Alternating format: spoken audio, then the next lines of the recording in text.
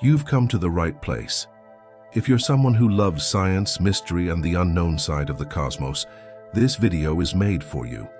Today, we're diving into the story that made every space agency go silent. 3I Atlas. An object so mysterious, it changed everything we thought we knew about our universe. So sit back, relax, and let your mind drift as you explore something both peaceful and extraordinary. But before we begin, a small request. Please subscribe to the channel and tell me in the comments which country you're watching from. All right, let's begin today's journey. 3I Atlas. It began quietly, as all great mysteries do. A faint whisper from the stars, a rumor of movement on the edge of our solar system.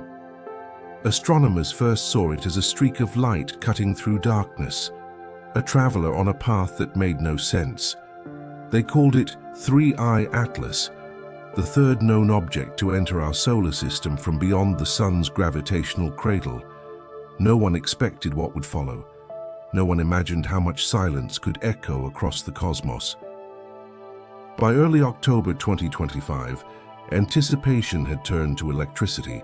5 space agencies prepared for a moment that might define a generation. NASA's orbiters at Mars, the Veteran Reconnaissance Orbiter, the indefatigable rovers, aligned their cameras. The European Space Agency positioned both Mars Express and the Trace Gas Orbiter to capture what no one had ever seen before.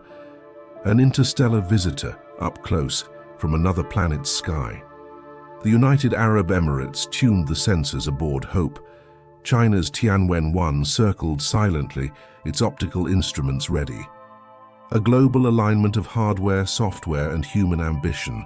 Billions of dollars, decades of engineering, all converging on one visitor passing near the red planet. Then came the silence. No press releases, no images, no proud announcements about humanity's first interplanetary glimpse of an interstellar object. What arrived instead was confusion, then a single blurry image circulating through social media, supposedly extracted from raw Perseverance rover data. The image showed a faint, elongated smudge against the Martian sky. It was ugly, uncertain, easy to dismiss, yet it became everything.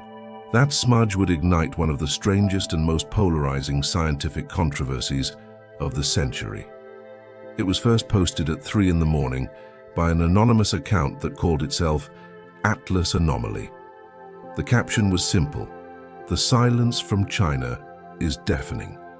Within minutes, it spread across X, Reddit, Telegram, across every digital artery of the modern world. People who didn't care about comets suddenly felt something shift. That image, that phrase, carried a frequency that resonated beyond science.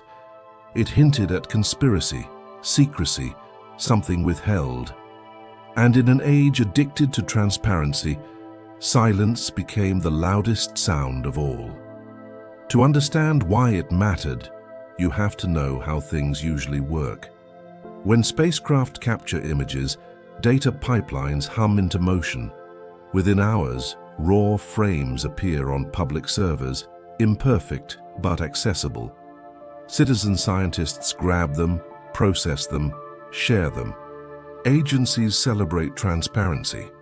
It's predictable, procedural, almost boring. But this time the machinery jammed. The European Space Agency had publicly announced an observation campaign from October 1st to the 7th. NASA's media teams had prepared for outreach, yet nothing emerged. Not a single confirmed frame from orbit. Nothing from Hope, nothing from Tianwen-1, nothing from Mars Express.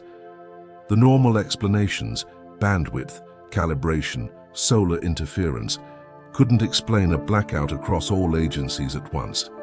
It was as if every eye turned away in perfect unison. That kind of symmetry doesn't happen by accident. For the next 48 hours, speculation metastasized. Scientists online debated optical artifacts, exposure settings, cosmic rays.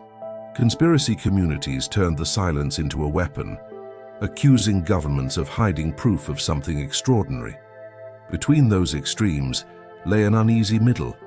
People who didn't believe in cover-ups, but couldn't ignore what wasn't being said. Because what wasn't being said was everything.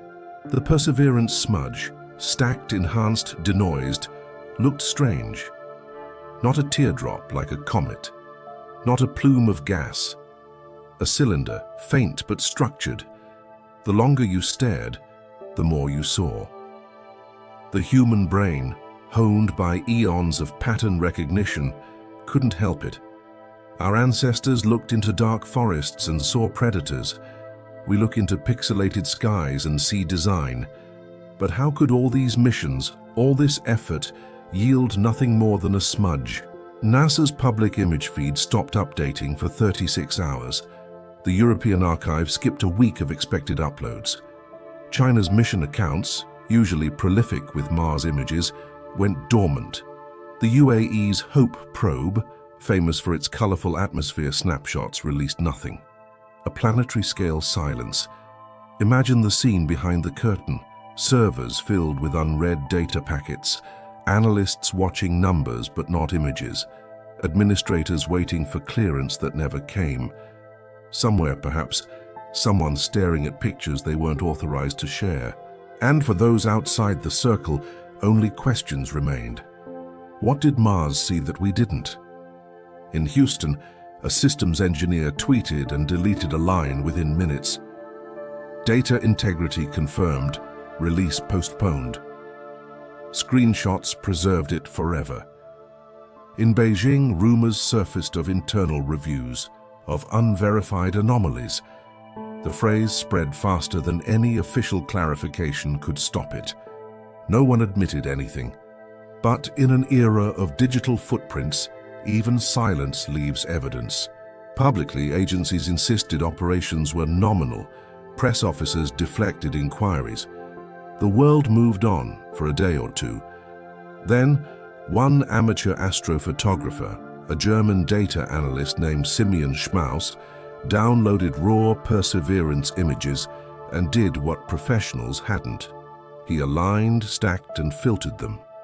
Out of noise, he pulled that now famous streak, a ghostly line suspended above the Martian horizon, a piece of something moving too fast, too steady, too smooth. He posted it with a caption, "Does this look like a comet to you?" The internet answered with chaos. Within hours, thousands of theories multiplied.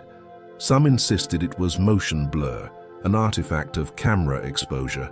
Others swore it was metallic, too reflective, too even. Memes erupted. News outlets, desperate for traffic, amplified the story. Suddenly, 3i Atlas wasn't just an object. It was a question with planetary weight. Why were we not seeing the rest of the data? By October 5th, all official communication from Mars missions had shifted tone.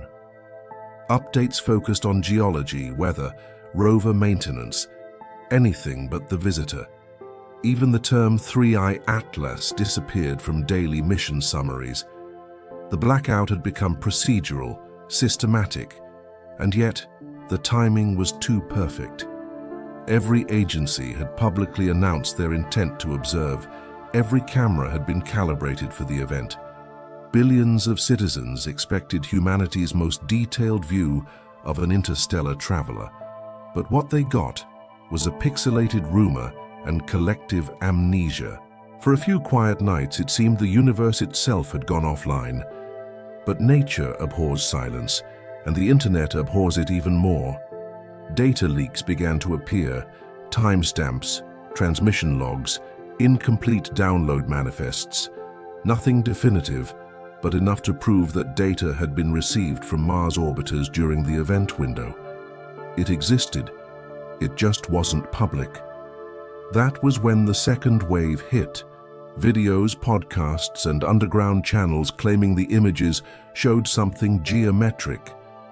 A cylinder, a probe. Others mocked them, but every mockery fed the fire. Algorithms pushed the topic into every corner of the digital world. Then came the chemistry leak. Someone claiming to be part of a spectrometry review group posted that preliminary readings showed nickel signatures inconsistent with natural iron ratios. The words were technical, but to anyone who understood spectroscopy, they meant one thing: something was off.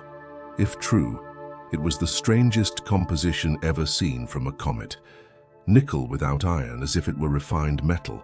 That rumor transformed silence into suspicion. What if 3I Atlas wasn't a comet?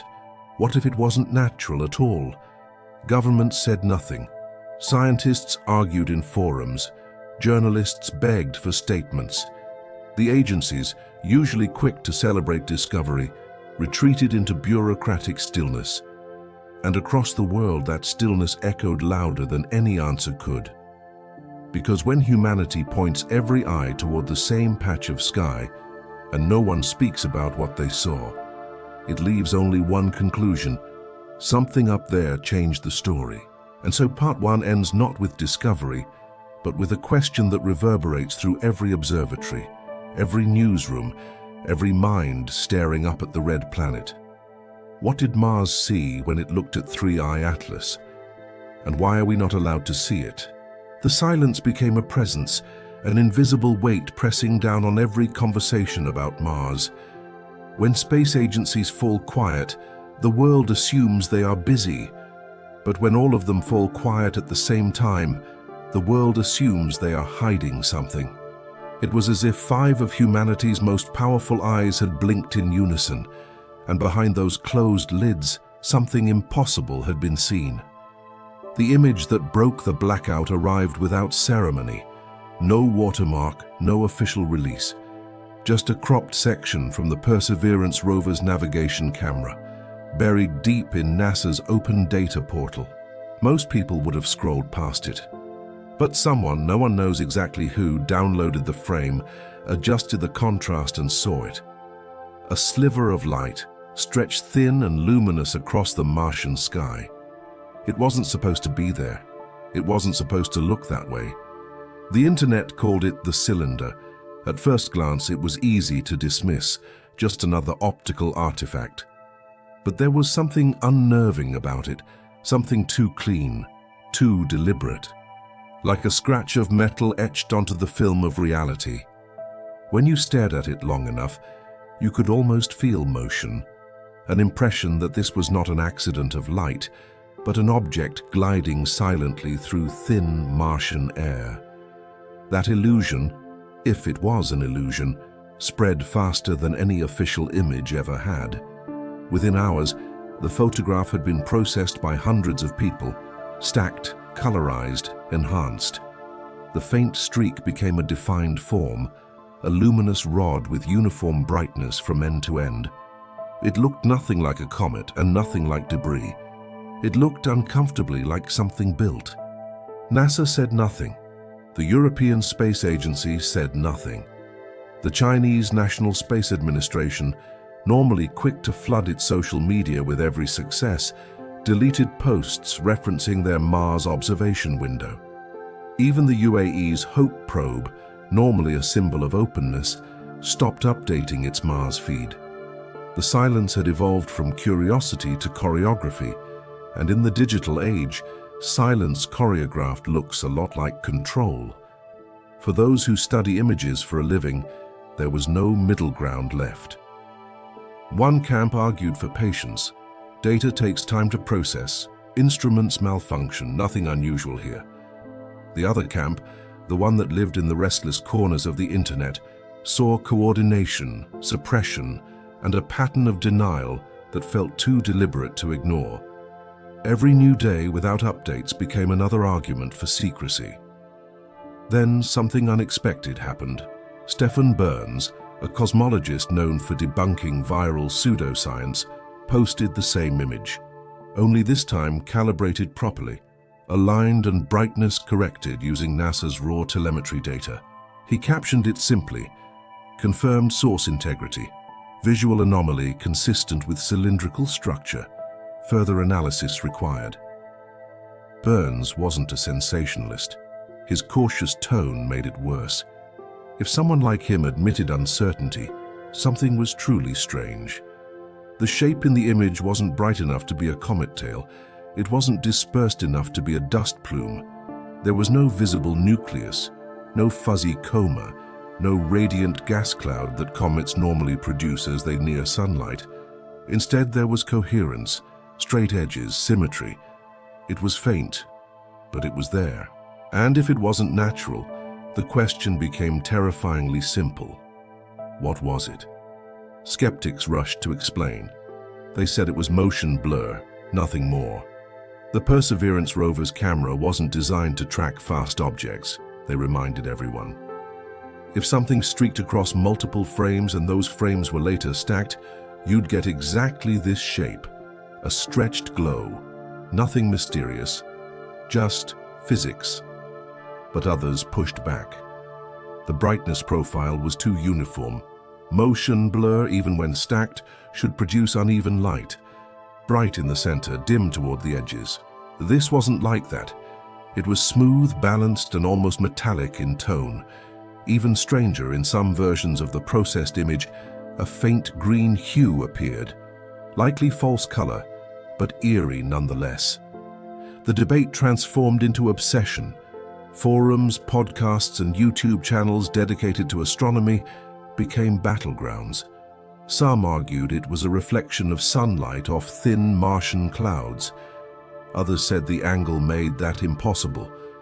Some insisted it was cosmic rays striking the detector, but cosmic rays don't leave perfect lines with consistent geometry.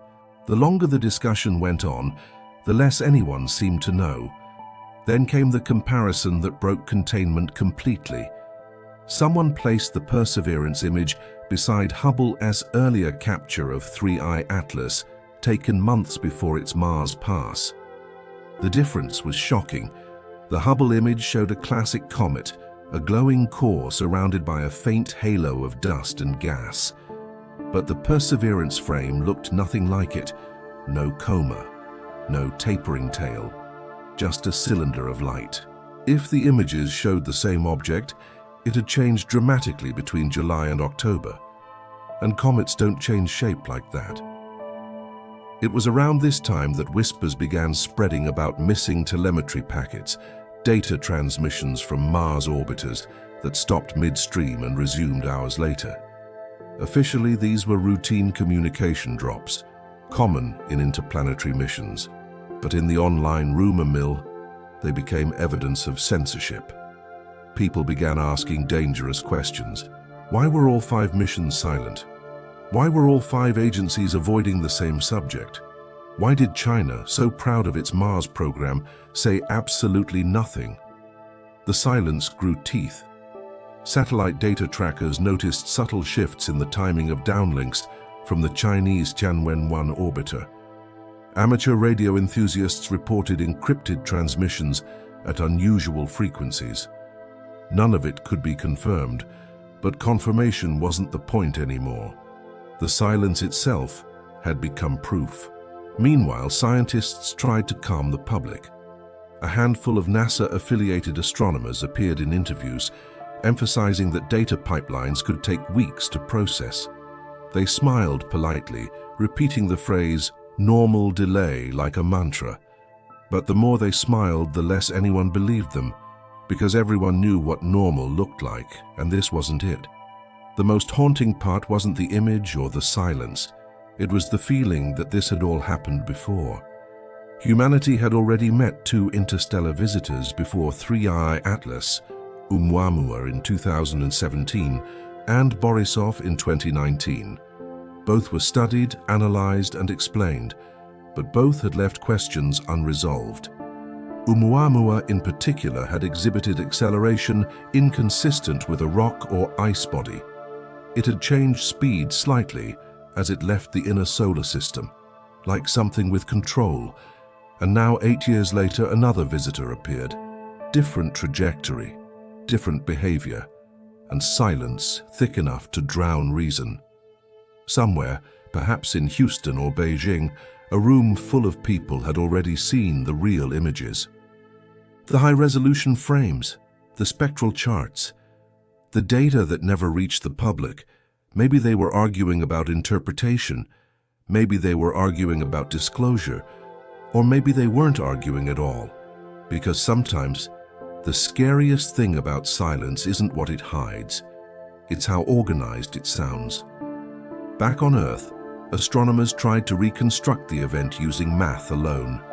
The orbital path of 3I Atlas placed it near Mars on October 3rd, moving at 36 kilometers per second relative to the planet. It should have appeared as a faint streak, lasting less than 2 seconds across any camera's field of view. A perfect challenge for high-speed imaging systems. The orbiters had the capability, they had the timing, they had the chance, they had everything but permission. By the end of October, something new began to appear. Speculative science papers, uploaded anonymously to preprint servers under pseudonyms, titles like Preliminary Spectroscopy of a Non-Standard Interstellar Visitor and Unknown Correlation Between Observed Silence and Data Retention. Each one cited restricted data and pending verification. The authors were ghosts, their affiliations blank. But they wrote like insiders, people with partial access, speaking through the cracks. In one of those papers, a line stood out. Detected elemental distribution inconsistent with solar system isotopic ratios, presence of nickel without corresponding iron signatures. It sounded absurd at first. Nickel without iron? In natural formation, that ratio is nearly impossible. Both elements are born together in the hearts of dying stars. To find one without the other would be like finding smoke without fire. Unless, of course, someone built it that way. That sentence, the idea of industrial origin, spread like wildfire. It reframed the entire event. 3I Atlas wasn't just a scientific mystery anymore. It was a test of belief. Was humanity ready to see itself reflected in something from another star? The experts avoided the question. The agencies avoided the data. And the silence, that perfect vacuum between fact and fear, only deepened. At this point, even the skeptics began to waver. Because skepticism requires information, and information had vanished. The only thing that filled the void were patterns, the kind human minds are addicted to. And so, the story kept writing itself. By mid-November, the world had stopped asking whether something strange had been seen. The question had evolved. Now people wanted to know why no one was telling them what it was. And somewhere in the unlit corridors of mission control, behind security badges and closed networks, the answer was already waiting. By the time October faded into November, the smudge in the Martian sky had become more than an image. It had become a symbol. A single pixelated mystery that now carried the weight of the entire scientific establishment's credibility. Billions of dollars in technology had turned toward Mars, and the best humanity could show was a blurry streak found by a hobbyist. The silence had lasted too long. The explanations had arrived too late. The damage was already done. 5 spacecraft had orbited Mars during that fateful week. 5 instruments capable of imaging an interstellar object with resolutions that could change textbooks. NASA's Mars Reconnaissance Orbiter, ESA's Mars Express, ESA's Trace Gas Orbiter, the UAE's Hope Probe, and China's Tianwen-1. Each one had eyes trained on the same patch of sky. Each one had broadcast its intent to the world. None of them spoke afterward. It was as if an entire orchestra had lifted their instruments for the most anticipated note in cosmic history, and then refused to play. Inside the European Space Agency's mission logs, the observation schedule remained public. Entries clearly listed target coordinates for October 1st through the 7th, matching the predicted path of 3I Atlas. Everything was documented until the day after the flyby. Then, an empty line. No notes, no data packets logged for public release. Routine uploads resumed the following week, but the gap remained, a silent scar in the archive. NASA's situation was worse. The the Mars Reconnaissance Orbiter's high-rise camera, capable of resolving a basketball on the Martian surface, had not released a single image from that window. The daily rover imagery pipeline, normally overflowing with hundreds of photos, went dry for nearly 2 days. NASA's servers, usually overflowing with raw data, suddenly showed placeholders and missing thumbnails. When questioned, officials cited temporary maintenance. No one believed it. The Hope probe in UAE's mission center posted a cheerful message about atmospheric dust patterns, carefully dated 1 day before the encounter. Then, nothing. No follow-up. No observations. The entire mission's communication stream froze, then reactivated a week later with unrelated data. The post-flyby silence was so consistent across nations that it began to look like choreography. To the public, this coordination was baffling. To those who understood how agencies operate, it was alarming. These organizations do not easily cooperate, especially not in silence. They compete for funding, for prestige, for headlines. Every mission fights for attention.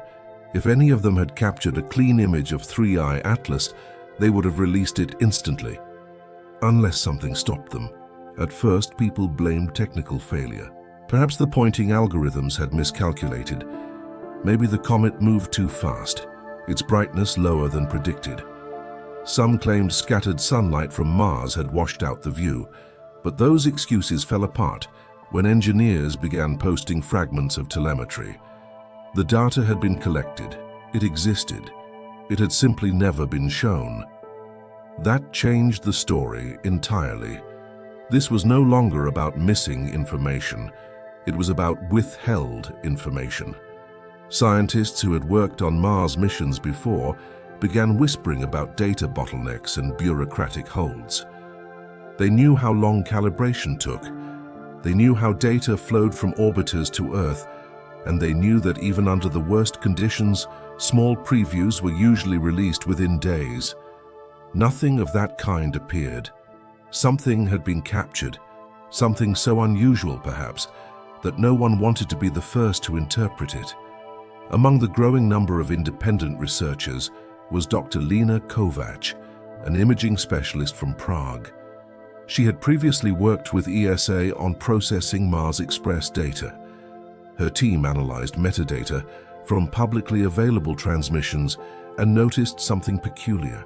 During the observation window, the data rate from both European orbiters spiked, triple their usual throughput, before dropping to 0. In simpler terms, they had sent something massive, a flood of high-volume data that vanished behind closed servers. When asked about it, the ESA press office gave a familiar line: "No comment until peer review is complete." Peer review of what, they never said. The United States had its own mystery. Amateur radio operators in California picked up faint X-band telemetry, consistent with a deep space downlink. But the transmission pattern didn't match any known Mars relay. It was encrypted, intermittent, and oddly compressed, suggesting the presence of packeted images. NASA never confirmed or denied its authenticity. But the file headers matched the format used for Mars Reconnaissance Orbiter image dumps. If genuine, those bursts came directly from Mars, right when the silence began. In the following weeks, journalists tried to request clarification through official channels. The Freedom of Information Act requests were acknowledged but delayed, citing international coordination.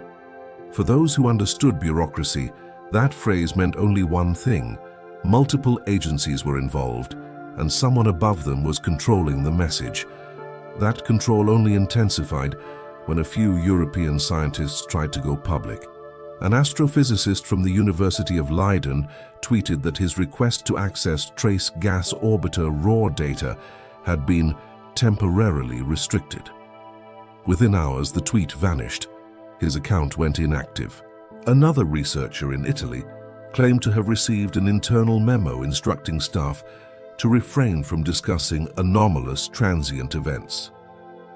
She later retracted her statement, citing miscommunication. The internet never forgets. Screenshots of both statements spread faster than any official correction could stop them. By now, the public narrative had splintered into two warring realities. One group clung to rationality, technical failure, data backlog, nothing to see. The other had crossed into darker territory, a coordinated embargo to conceal the truth. The truth about what? No one could agree. Some said it was alien technology. Others thought it was a military experiment. Some even claimed 3i Atlas had released probes near Mars. What unified them all was a single conviction. Someone knew more than they were telling. Then came a new revelation that made silence impossible to defend. A French astrophotographer compared orbital predictions from publicly available ephemerides.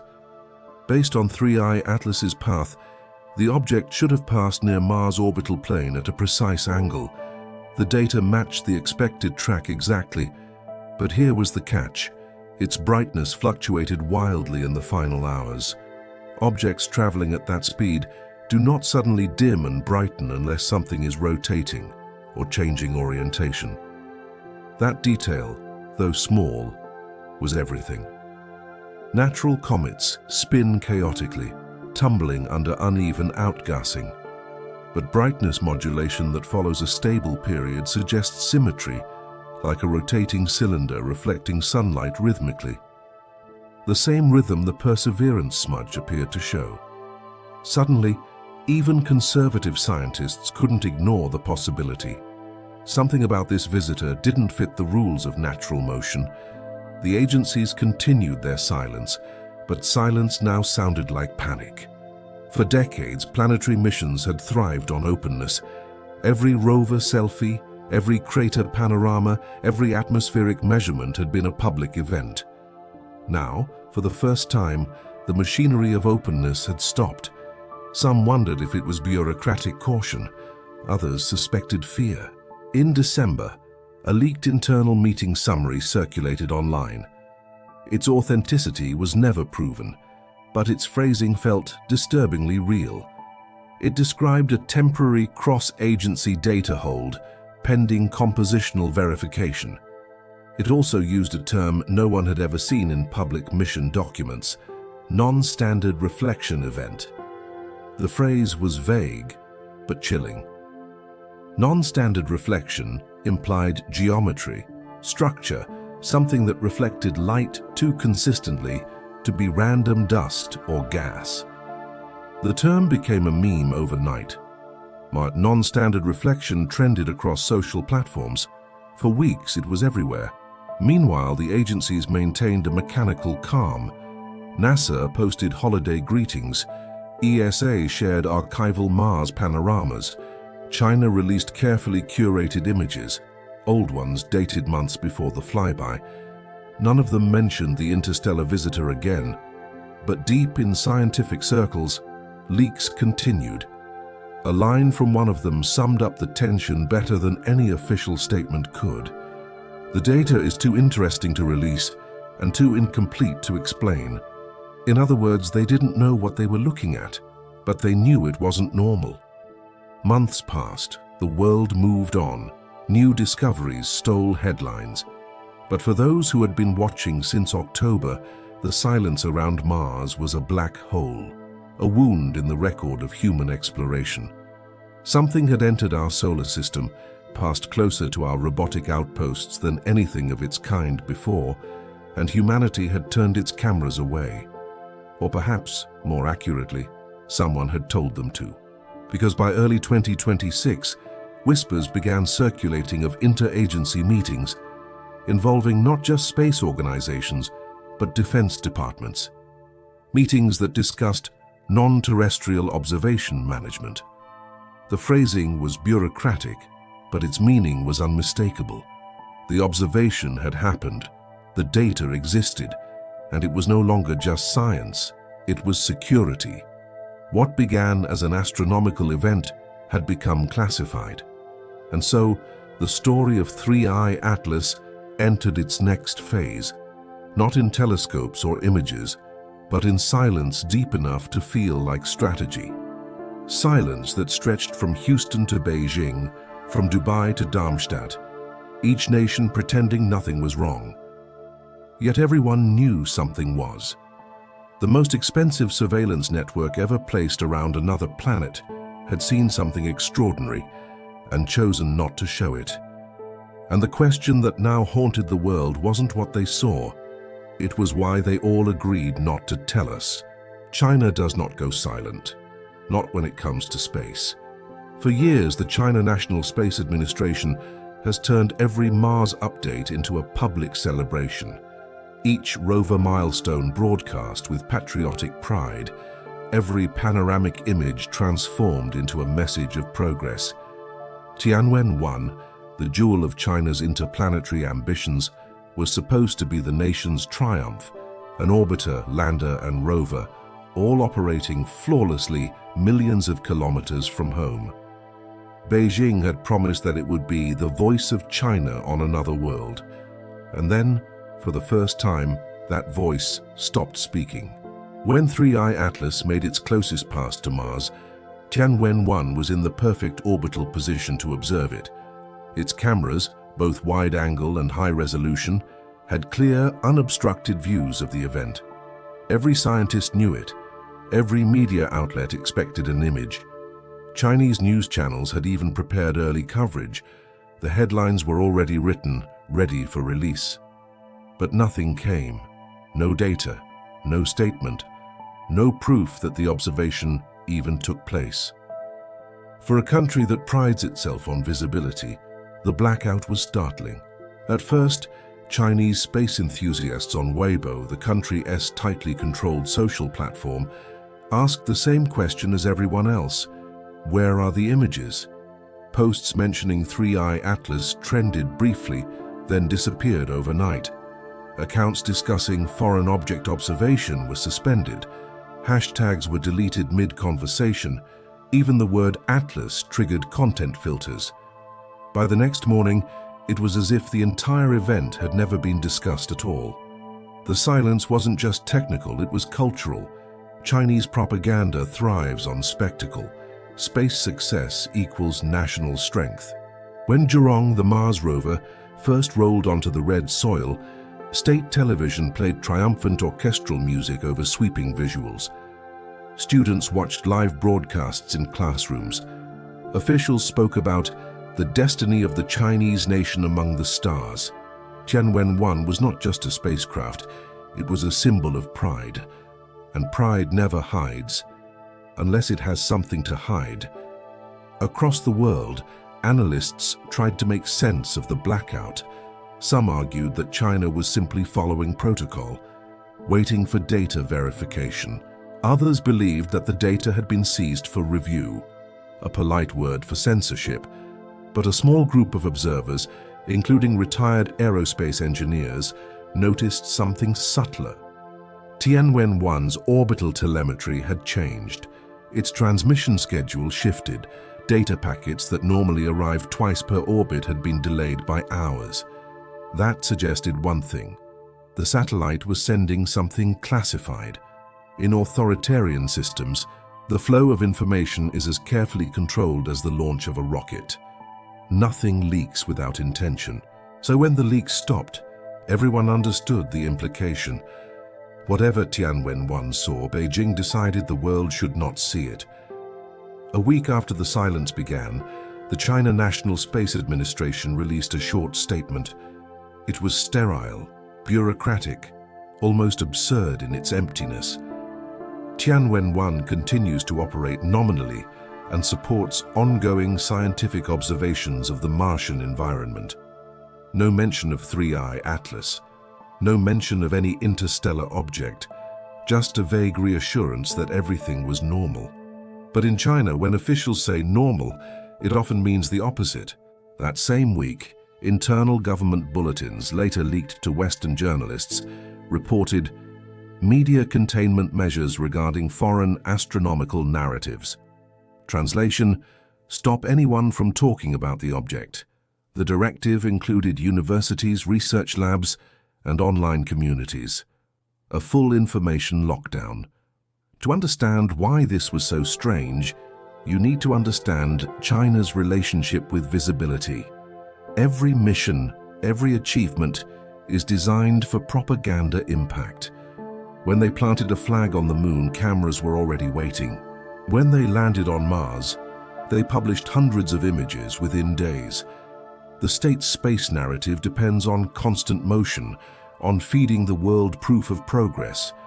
But for the first time, the cameras went dark. Silence, for China, is never random. It is policy. The question then became, whose policy? Because as weeks passed, Western space agencies mirrored that same silence. NASA and ESA stayed quiet. The UAE maintained its no-comment stance. The symmetry was too precise to ignore. It looked coordinated. It looked agreed upon. Somewhere between the laboratories and the ministries, a decision had been made. A decision that crossed political lines, that bound rivals into an uneasy alliance of silence. In late November, a report surfaced on an obscure Russian-language astronomy forum. The user claimed to have intercepted partial telemetry from Tianwen-1's X-band communications. Among the packets were binary sequences flagged as image data. The metadata contained timestamps from the observation window and coordinates corresponding to the predicted path of 3I Atlas. The file headers used a compression algorithm typically reserved for classified planetary data. When users tried to decode it, the file crashed standard imaging software. If the claim was true, and no one could verify it, then Tianwen-1 had captured images, but they were encrypted before transmission, locked by design. That revelation sparked a new theory: international containment. The idea that after the first data review, agencies across the globe agreed to hold back their results. Some said it was to prevent misinformation. Others thought it was because what they found wasn't easily explainable. One phrase began appearing in leaked emails and conference whispers: potential artificial morphology. Artificial, a word no agency wanted associated with its data. Inside China, the censorship deepened. Journal articles referencing unusual spectroscopic profiles were retracted. Researchers stopped commenting online. Even foreign scientists collaborating with Chinese teams reported sudden communication blackouts. Emails bounced, one European physicist said. People I'd spoken to for years just stopped replying overnight. It wasn't fear of scandal. It was fear of something much larger. Because if the object truly wasn't natural, China's position became paradoxical. How does a government built on the illusion of control handle something that defies control entirely? You can censor the internet, you can silence journalists, but you cannot silence the cosmos. And yet, they tried. On December 3rd, a state-run newspaper released a small article titled "Caution Against Unverified Space Rumors." The piece criticized foreign misinformation about interstellar visitors, accusing Western media of fabricating hysteria. It didn't name 3I Atlas directly, but the timing left no doubt. The article concluded with a familiar phrase: "Truth belongs to science, not to speculation." But science for the first time had gone missing. Western analysts noted something else: China's refusal to deny outright that Tianwen-1 had observed 3I Atlas. Every other space agency, when faced with rumors, had said nothing or issued bland denials. But China neither confirmed nor denied. It simply erased. The silence became total. In Beijing's logic, control equals stability. Information, when unfiltered, equals chaos. If something unexplainable had been captured, if the images raised questions even their scientists couldn't answer, then suppression would be automatic. Better to reveal nothing than risk revealing the uncontainable. The few insiders who dared speak under anonymity described an internal divide. Some scientists reportedly wanted to release at least partial data, arguing that transparency would prevent panic. Others, likely higher in the hierarchy, ordered an indefinite hold. "We don't publish until we understand," one anonymous source said, "and we don't understand yet." It was the most human admission in the entire mystery. By the end of the year, foreign journalists in China noticed an odd pattern. Social media accounts that had once covered space exploration began posting old content, years-old lunar photos, outdated Mars maps, recycled to fill the void. The illusion of normalcy continued, but beneath it, the silence hummed like static. Whatever had been seen, it had rewritten the script, and every nation involved was now reading from the same blank page. The strange thing about silence is that it isn't empty. It vibrates. It implies choice. When every system built to show reality suddenly refuses to, you have to ask why. And for China, the most tightly controlled information ecosystem on Earth, that question became existential. Because a country obsessed with proving its dominance had just witnessed something it could not dominate, something it could not explain, something it could not even name. And so, rather than tell the world what Tianwen-1 saw, they chose the one response that frightened the world even more than words could. Nothing. Behind closed doors, the story of 3I Atlas transformed from a public mystery into a private reckoning.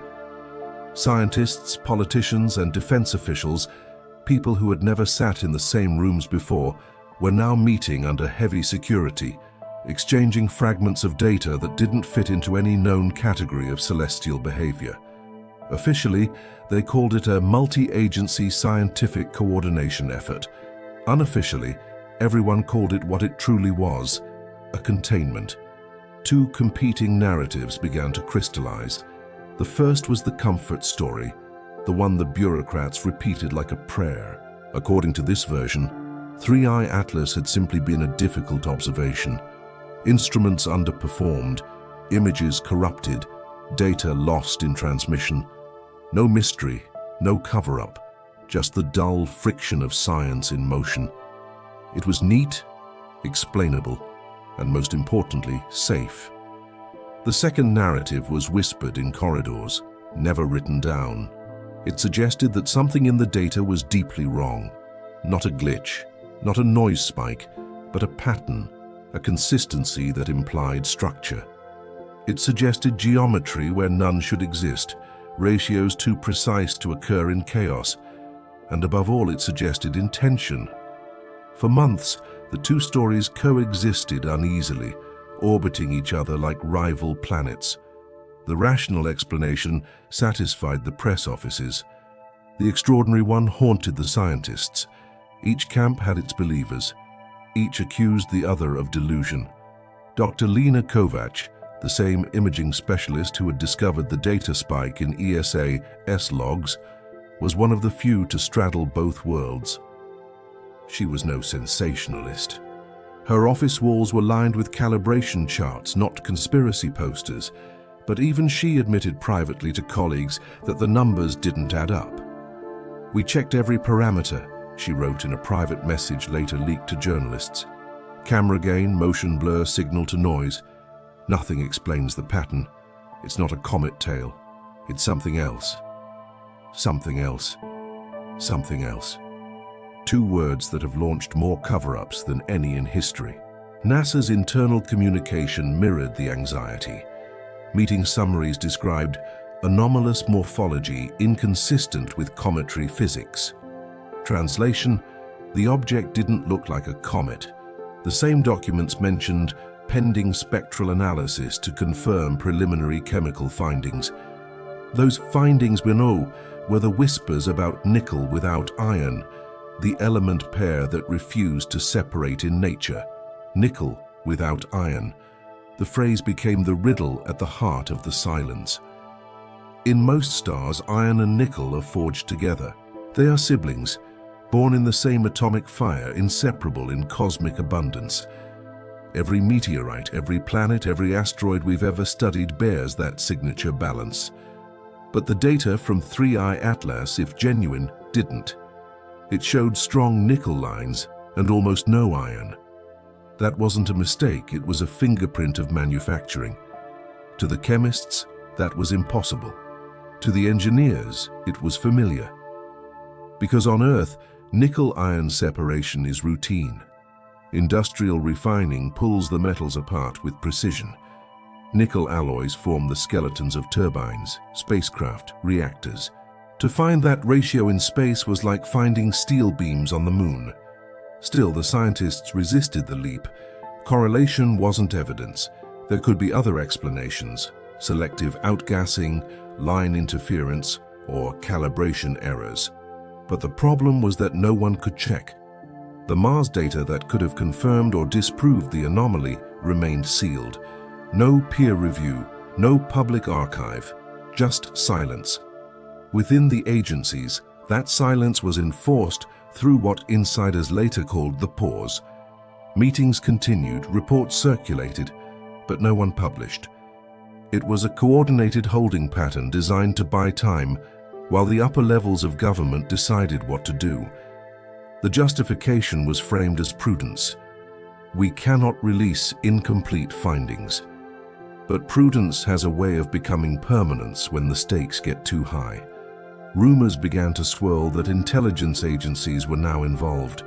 The United States Office of Space Reconnaissance, the European Defense Coordination Council, even China's military science branch. None of them had jurisdiction over planetary science, yet suddenly they were requesting access to data streams. One scientist described it bluntly in an encrypted chat, later leaked to reporters. The moment the word artificial was mentioned, the scientists lost control of the narrative. That was the turning point. From that moment on, 3I Atlas stopped being an astronomical object and became an object of interest. A new kind of secrecy took shape. Data that had once been public by default was now classified by default. Instruments that had been designed for open science were now operating under restricted protocols.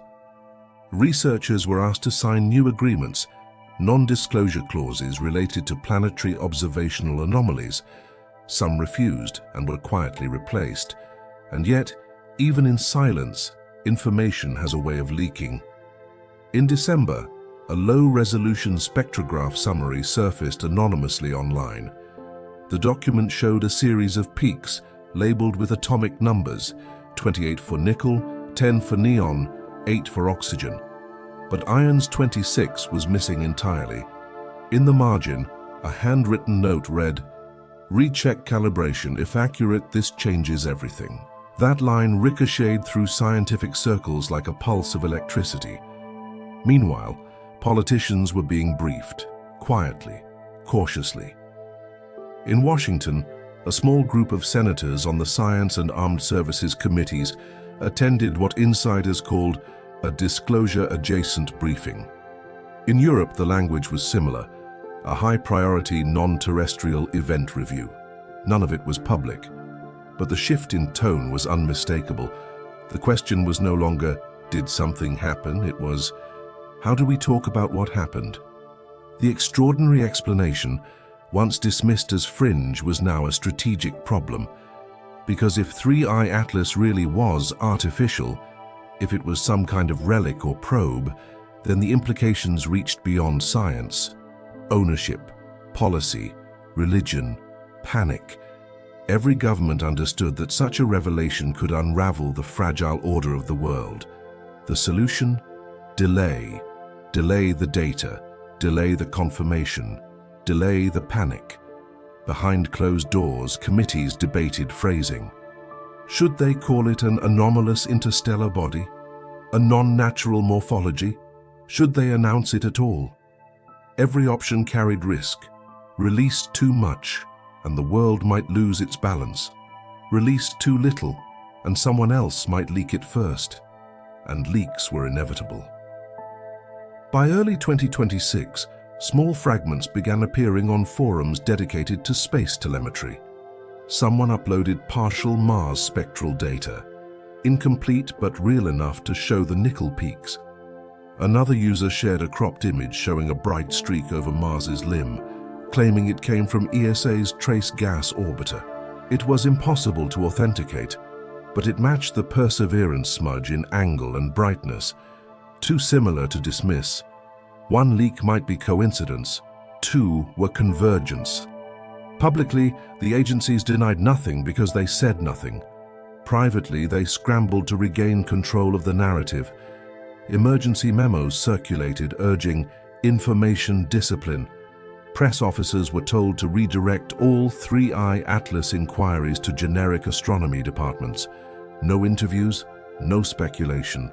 The less said, the better.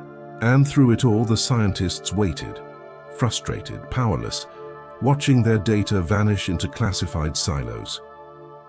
For Dr. Kovacs and her colleagues, it was the death of open science. "We used to explore the unknown," she told a friend in an unrecorded conversation later reconstructed from notes. "Now we guard it." The extraordinary explanation grew in the vacuum. Podcasts, documentaries, forums, all filled the gap left by official silence. For the public, the equation was simple. If governments were hiding the data, then the data must be shocking. Each day without an update felt like confirmation. The silence itself became evidence. Within those hidden meetings, though, the fear wasn't aliens, it was chaos. What if the object really was a machine, ancient, dormant, harmless, but people misunderstood? What if it triggered global hysteria? No one wanted to be responsible for that. And so the most human instinct prevailed, the instinct to wait. Wait until they understood. Wait until they agreed. Wait until the truth could be packaged, diluted, made safe. But truth doesn't wait. It leaks. It finds cracks. It burns through silence like sunlight through frost. By late spring, another anonymous document surfaced, this time more detailed. It described a joint analysis between NASA and ESA confirming spectral anomalies inconsistent with natural formation. The last line was redacted, but faint traces of text remained. Analysts reconstructed it from image artifacts.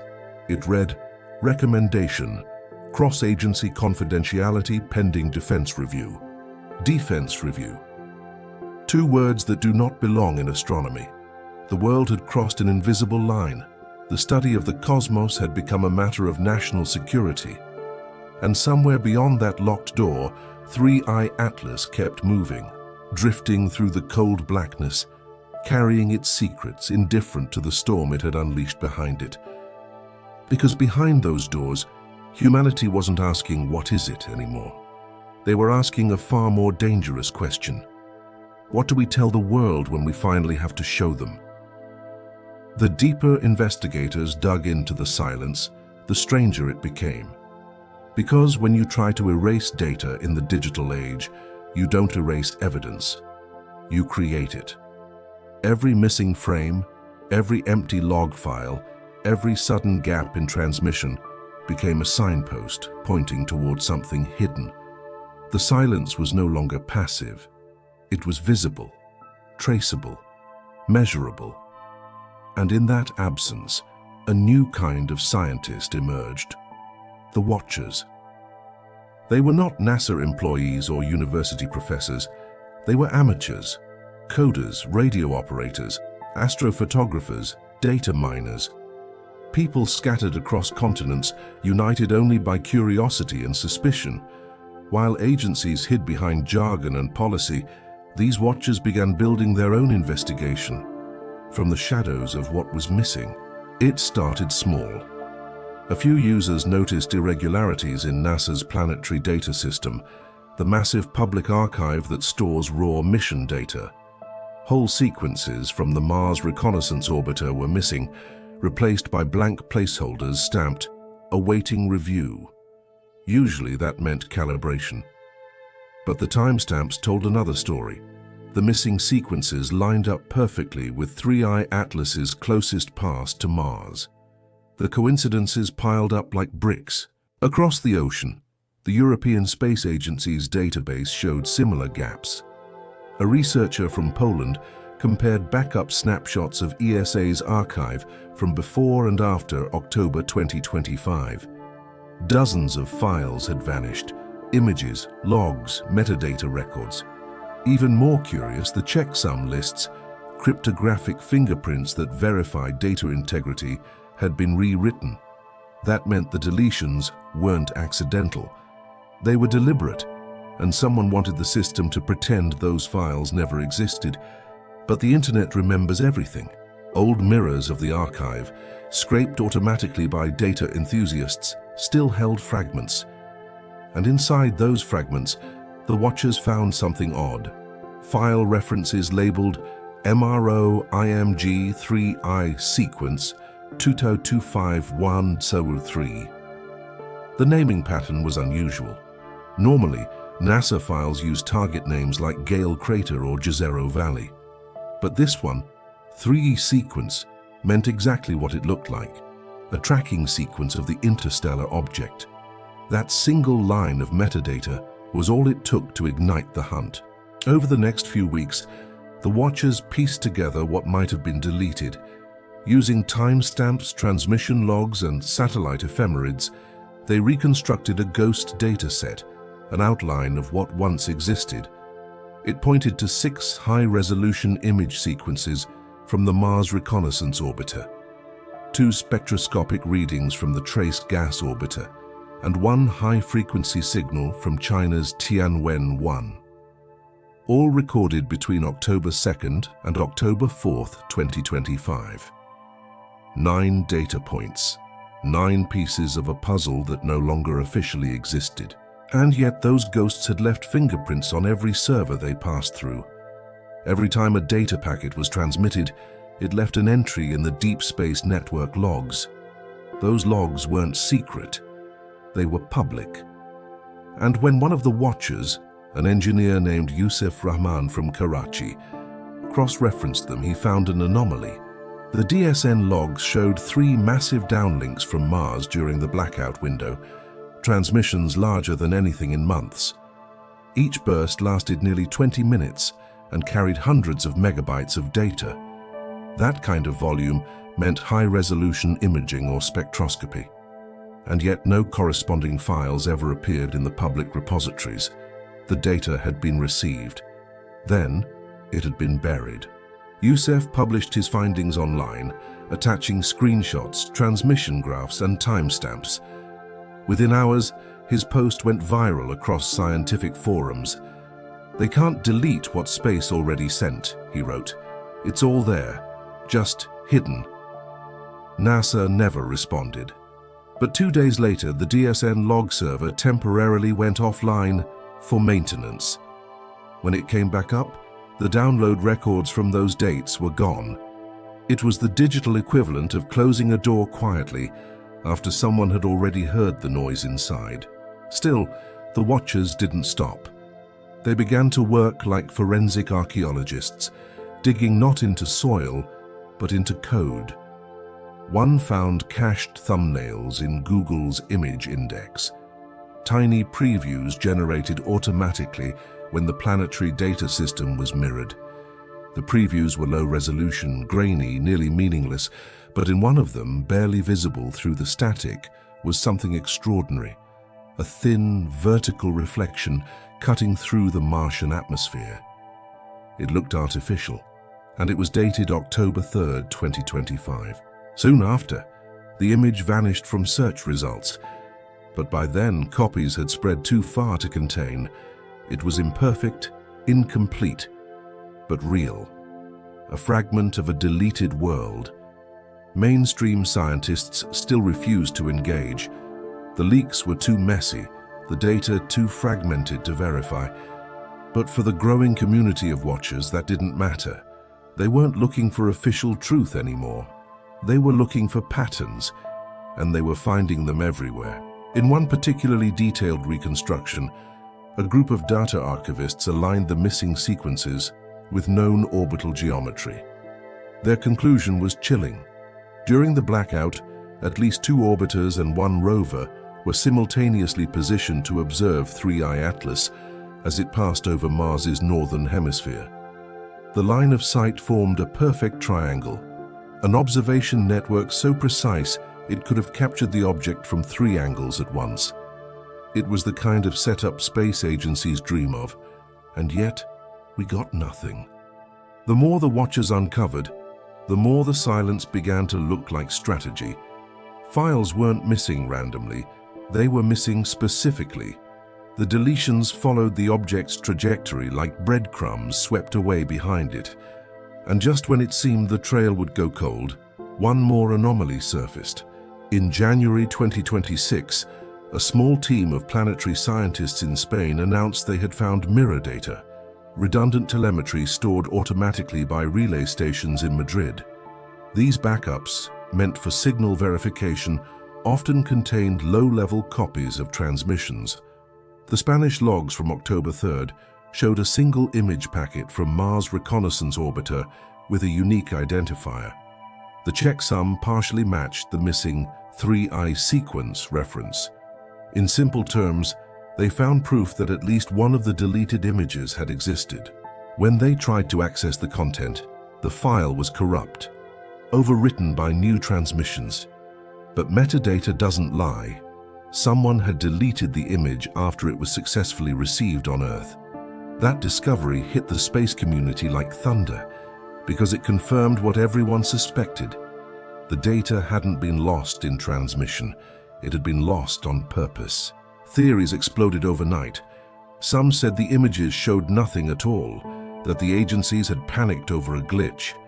Others claimed they showed something so unexplainable that silence was the only option. But one theory gained particular traction, that one of the Mars orbiters had captured not the object itself, but its shadow, projected faintly across the planet's thin atmosphere. A shadow too geometrically perfect to belong to a rock. In a sense, the Watchers had become the new scientists. They weren't waiting for press releases anymore. They were building their own. They gathered in online groups, compiling every scrap of data, cross-checking timestamps, tracing transmission paths, rebuilding what official history had deleted. The effort became known as Project Echo, a collective attempt to reconstruct the truth from what was missing. Within months, Project Echo had grown into a decentralized archive, thousands of gigabytes of logs, images, and analyses, some of it nonsense, some of it genius. All of it driven by the same conviction that humanity had been shown something extraordinary and someone decided we weren't ready. But history has shown one truth over and over again. When knowledge is withheld, it doesn't disappear. It multiplies. It leaks into art, into culture, into imagination. The less the world was told about 3I Atlas, the more people began to fill in the blanks. Documentaries appeared. Podcasts speculated. Artists painted the object as a gleaming cylinder, ancient and cold. To some, it became a symbol of hope, a sign that we were not alone. To others, it was a warning, a reminder that not every visitor is friendly. And somewhere within NASA's servers, within ESA's encrypted vaults, within the classified archives of China's space program, the real images waited. Maybe they showed nothing. Maybe they showed everything. But whatever they contained, they were important enough to erase the most transparent scientific system humanity had ever built. The Watchers kept searching, but one by one, some began to disappear from online spaces. Accounts went dormant, websites went down. Project Echo's central hub suddenly went offline due to server issues. No one knew whether it was sabotage, legal action, or fear. For a brief moment, the silence returned, heavier than before. And yet silence can't kill curiosity, because curiosity doesn't need permission. Even now, fragments of Project Echo survive in mirrors across the internet, pieces of the story that refuse to die. They whisper the same message again and again. The data was real. The deletion was deliberate. And whatever was in those missing files, someone believed the world wasn't ready to see it. As 3i Atlas left Mars and continued its silent voyage toward the outer solar system, humanity was left staring at empty archives, holes in history shaped exactly like truth, and deep down everyone knew, truth doesn't stay buried forever. For most of human history, when we didn't have the truth, we built models. From the earliest sundials to supercomputers, we have tried to simulate what we cannot touch. When 3i Atlas slipped past Mars and left only fragments of deleted data behind, a new generation of scientists decided to do the same. They could not see the object, but they could rebuild it, piece by invisible piece, from math, memory, and rumor. They called themselves the Reconstructors. They were scattered across the world, former astronomers, programmers, physicists, and even a few artists who understood the language of light. They had no funding, no access, no institutional approval, but they had the one thing that no bureaucracy could erase: the data already copied before deletion. Bits of spectral logs, orbital ephemerides, fragments of transmission code, all stitched together from what Project Echo and others had salvaged. Their goal was simple in theory, impossible in practice: recreate the physical properties of 3i Atlas without ever seeing it. They started with what everyone agreed on: trajectory. From open-source orbital tracking data, the path of 3i Atlas was known precisely. It had entered the solar system at a hyperbolic velocity of 36 kilometers per second, coming from the direction of Lyra near Vega. That alone set it apart. Most interstellar visitors follow long, predictable ellipses influenced by the sun's pull. But 3i Atlas didn't behave like a rock simply coasting on gravity. It made subtle course corrections, tiny deviations in its expected trajectory, first near Jupiter's orbit, then again near Mars. Too small to be random, too consistent to be coincidence. The reconstructors plotted those deviations. Each shift was only a few arc-seconds, a nudge, a whisper of motion, but taken together, they formed a pattern, a gradual curvature aligning toward Mars before the closest approach. When modeled through standard gravitational parameters, nothing explained it. Solar wind pressure was too weak. Outgassing, common in comets, would have been asymmetric and irregular. Yet this motion was deliberate, smooth and continuous. One researcher described it best: it was as if the object knew where Mars was. That sentence alone was enough to send shivers through the scientific community. Because objects don't know, only instruments do. The reconstructors moved to the next phase: composition. From the leaked spectral fragments, they extracted the infamous nickel peak, sharp, distinct, unpaired with iron. But when they overlaid other lines, oxygen, neon, and faint traces of chromium, they found something else. The ratios didn't match natural alloys. They matched engineered composites, heat-resistant, high-reflectivity materials similar to what human spacecraft use to shield against radiation. That realization changed everything. The faint metallic glint seen in the Perseverance image might not have been dust at all. It might have been reflection, light bouncing from a surface smooth enough to behave like a mirror. And if that was true, the object wasn't tumbling like a rock. It was stable, or stabilized. Stable flight at interstellar speed is a statement of intent. Still, they remained cautious. Extraordinary claims required extraordinary restraint. They built simulations instead, mathematical ghosts of the visitor. Using orbital mechanics software, they modeled possible shapes that could explain the brightness variations observed from Earth. One model fit too well to ignore: an elongated cylinder roughly 200 meters long, rotating slowly every 8 hours. Its reflectivity curve matched the observed brightness pattern within 2% error. A 200-meter cylinder, metallic, stable, non-natural composition. It sounded absurd. It sounded like fiction. But the math didn't care about belief. Within weeks, the reconstructors' models went viral. A 3D animation circulated online, a sleek, cold object gliding past Mars, sunlight flashing off its surface like a heartbeat. The video's caption read, "Not proof, just the closest thing we have." It reached 20 million views in a day. Official agencies ignored it. Scientists mocked it.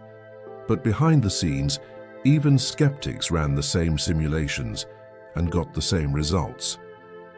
That was when whispers of something even stranger began to spread, the echo signal. During the chaos of October 2025, when multiple orbiters were recording 3I Atlas, a handful of radio astronomers had monitored the same region from Earth. Among them was Dr. Ramesh Verma, an Indian researcher known for his precision in tracking deep space telemetry. His instruments were aimed at Mars for an unrelated study of ionospheric disturbances. But on October 3rd, at precisely 03:14 UTC, his array recorded a faint spike, an ultra-narrowband signal that lasted only 0.7 seconds. At first he ignored it. It looked like local interference. But when news of the blackout broke weeks later, he went back to the data.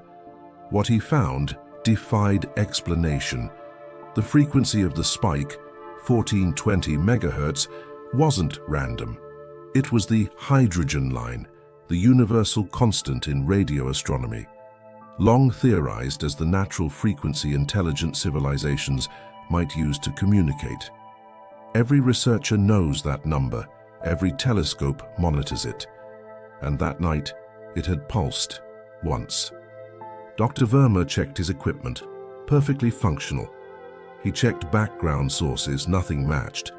He contacted colleagues across Europe.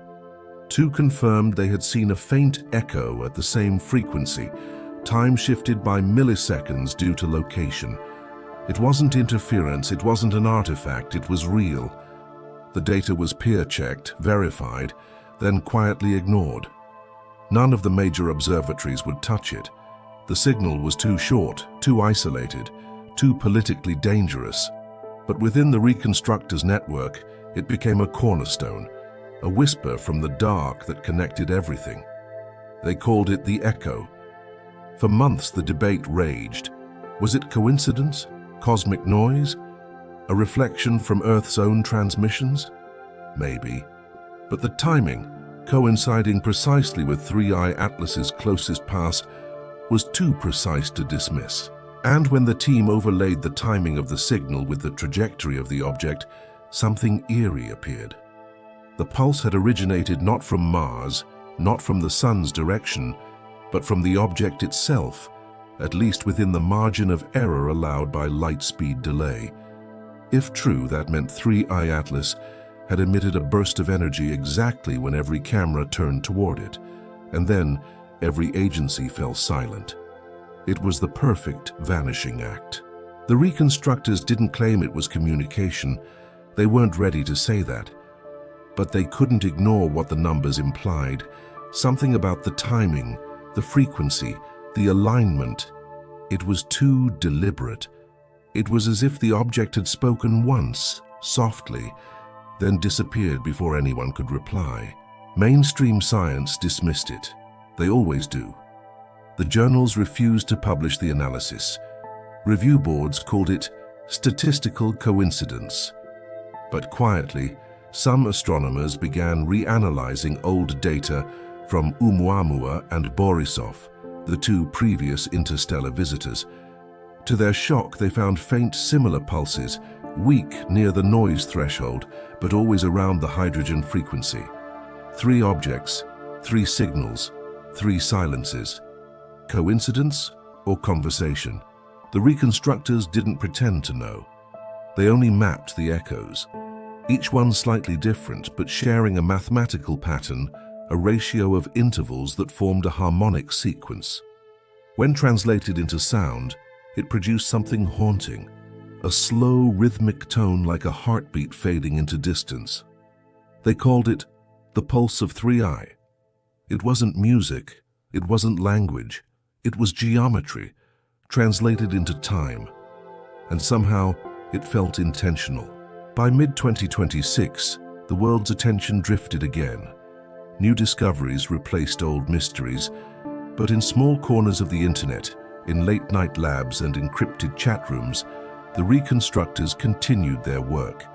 They published under pseudonyms, their papers ghost-written to evade institutional filters. One phrase appeared repeatedly in their findings: "The data is incomplete, but the pattern is complete." It meant this: even with missing pieces, the shape of the truth was visible.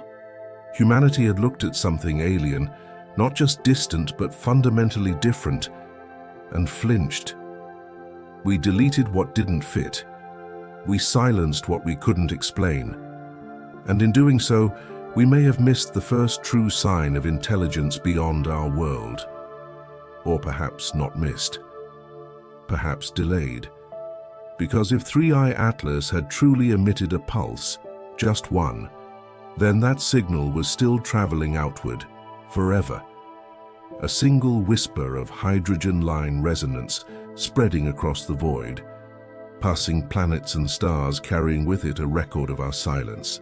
And somewhere, billions of kilometers away, a metallic cylinder drifted through blackness, its surface catching the last faint rays of sunlight from our system.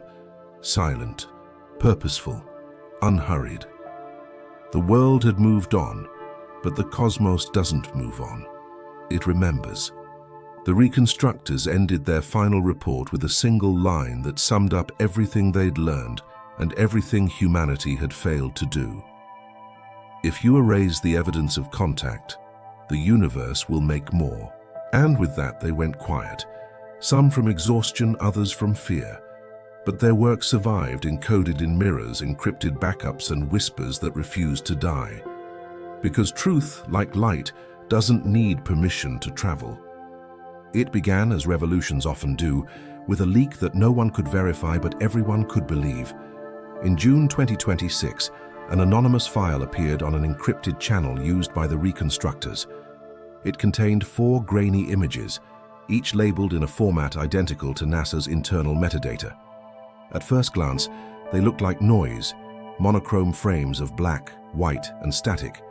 But when one user adjusted the gamma curve and inverted the contrast, a shape emerged, faint, elongated, symmetrical, a body of light suspended above a blurred Martian horizon.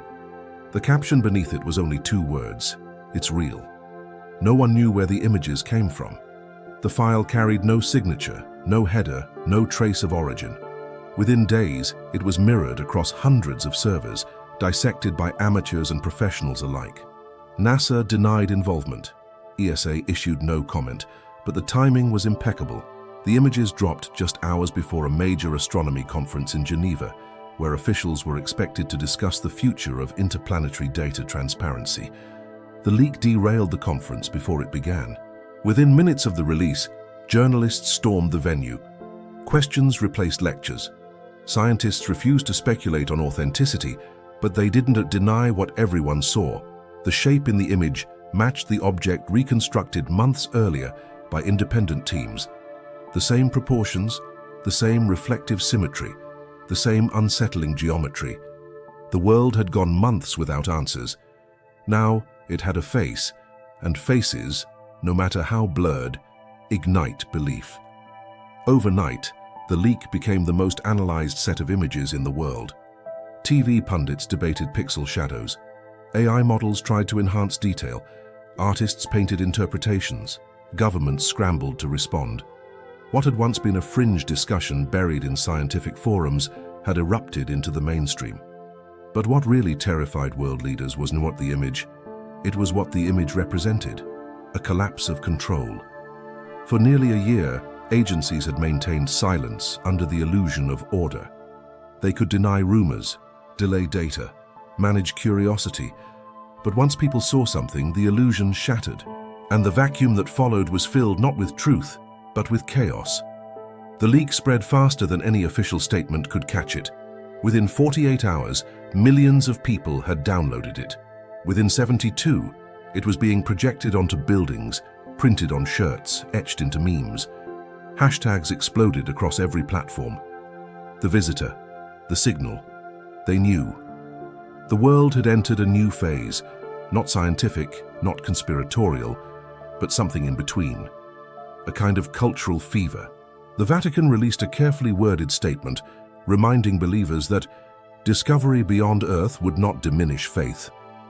The Islamic world echoed a similar sentiment, that the creation of the heavens and the earth contained realms beyond human understanding. In temples and mosques and churches, sermons shifted from parables to speculation. People began to wonder what this meant for God, for humanity, for purpose. For the first time in centuries, religion and science were asking the same question, and neither had an answer. Meanwhile, governments scrambled to rewrite the narrative. In Washington, press secretaries repeated the same phrase: "We are aware of the circulating materials and are assessing their authenticity." In Moscow, officials dismissed it as Western fabrication. China called it digital propaganda. The European Union called for data integrity. Every statement said nothing while pretending to say something, but none of it mattered. The images had already bypassed the state. Across social networks, citizens began forming their own explanations. Some believed it was proof of alien contact. Others thought it was a psychological operation, a test to measure public reaction to extraterrestrial news.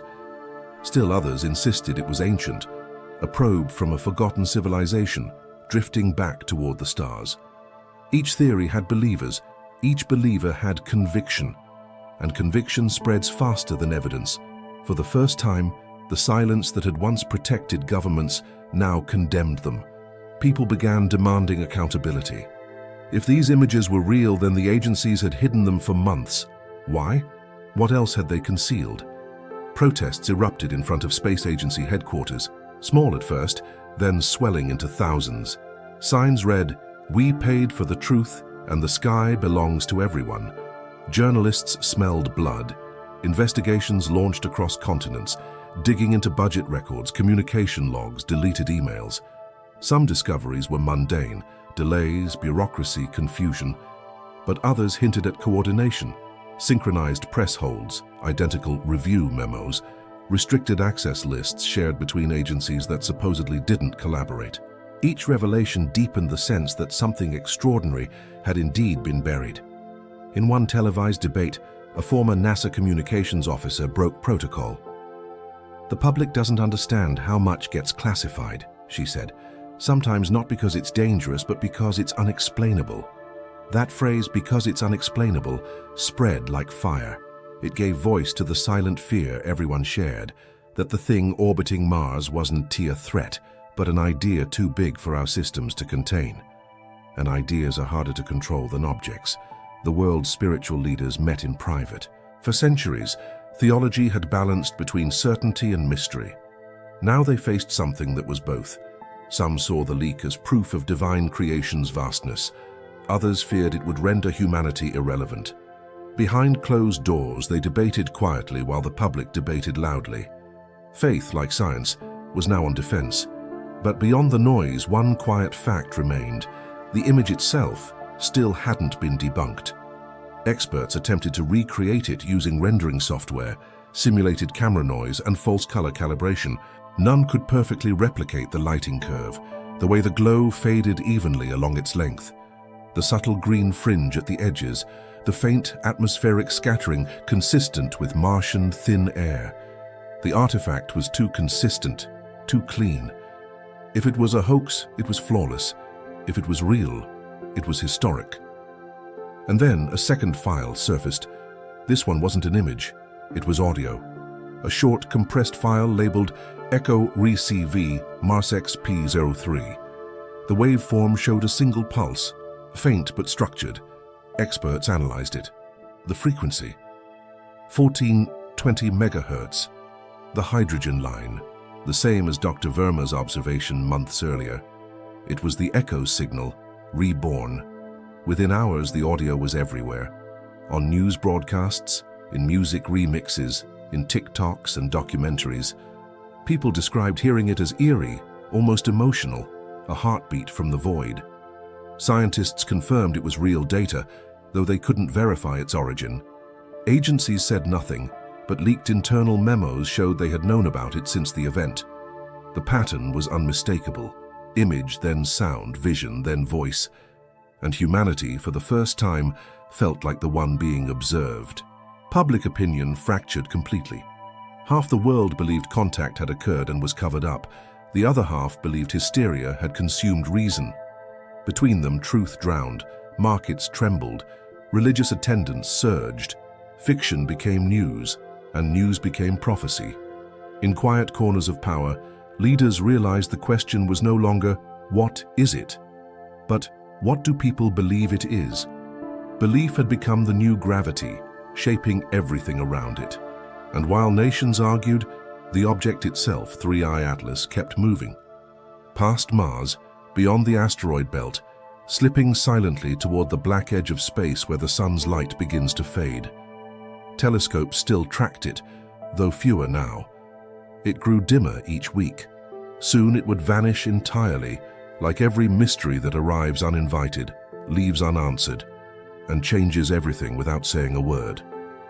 But before it disappeared, it left one final mark. In August 2026, a deep space monitoring station in Argentina recorded a brief, almost imperceptible fluctuation, a repeating signal echoing faintly across the hydrogen band. 5 identical pulses, evenly spaced, then silence. It was so weak it could have been noise, but it came from the exact coordinates where 3I Atlas had last been seen. 5 pulses, 5 agencies, 5 silences. Coincidence? Maybe. But to those who had followed the story since the beginning, it felt poetic.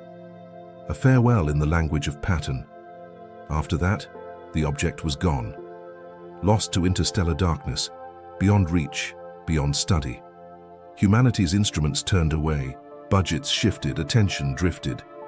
Yet the questions it left behind continued to orbit our collective mind, refusing to decay. What if it wasn't random that every camera turned away? What if the silence was not just political, but requested? What if the pulse was a signal for us, but a response to something we had already sent? No one knew. No one ever would. But from that day onward, the night sky no longer looked the same. Every bright streak, every silent object crossing the heavens, carried a new weight. We had seen something and chosen not to see it again. And in that choice lay the oldest truth of all, that sometimes when the universe speaks, we turn down the volume not because we can't hear it, but because deep down we already understand. By the autumn of 2026, the fever had not broken. The world had split into believers and skeptics, dreamers and deniers. The object known as 3I Atlas had vanished into the black, yet its shadow remained, etched not across Mars this time, but across human civilization. The agencies had said almost nothing. The churches had said too much. And somewhere in the tension between silence and noise, the first cracks began to show. The cracks came from inside. Whistleblowers never arrive when the world expects them. They appear quietly, like fractures beneath polished glass, small at first, invisible, until one day the entire structure collapses. The first came in November, through a journalist named Sofia Mendes. She had once covered space exploration for a small European outlet. One evening, she received an unmarked envelope slipped under her office door.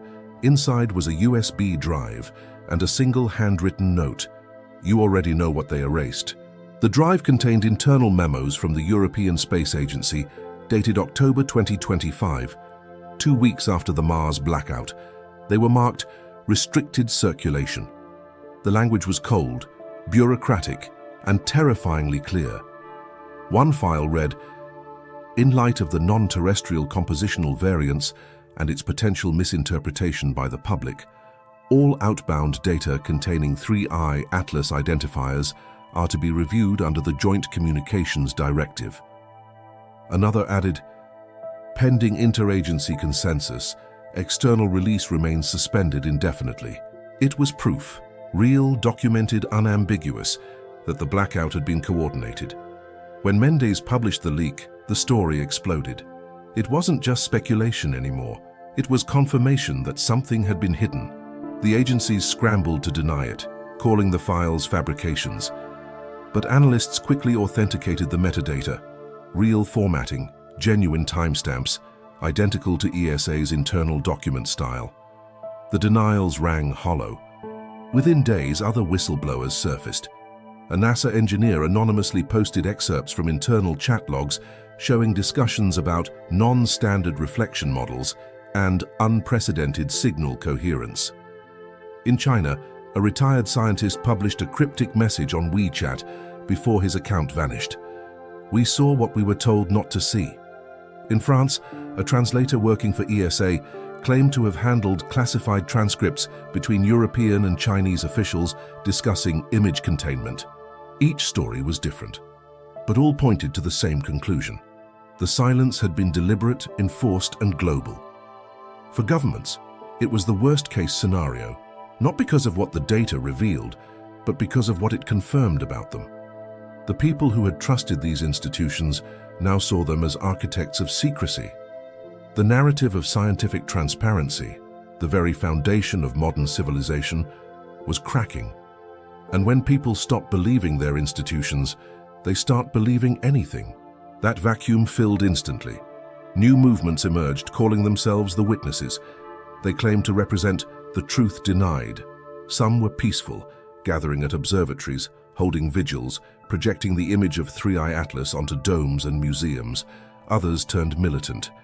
They stormed research facilities, demanding data liberation. In Chile, protesters breached the Atacama Observatory and occupied it for 3 days, broadcasting their manifesto across the globe. If the sky is shared, the truth must be shared. Meanwhile, the whistleblowers kept coming. In the United States, a data analyst leaked fragments of Mars Reconnaissance Orbiter telemetry logs showing encrypted packets sent directly to the Department of Defense instead of NASA's public archive. Another source from within ESA described midnight transfers of Mars data to secure off-network storage under NATO encryption. These weren't theories anymore, they were paper trails. The media, once cautious, began to turn. Major networks that had mocked the idea of a cover-up now ran segments titled, "What Did They Know?" and "The Mars Files." Public pressure intensified. Congressional hearings were proposed. The European Parliament demanded explanations. The United Nations called for a transparent international inquiry. But bureaucracy moves slower than outrage. By the time any committee convened, the outrage had already mutated into something unstoppable. The truth had become contagious.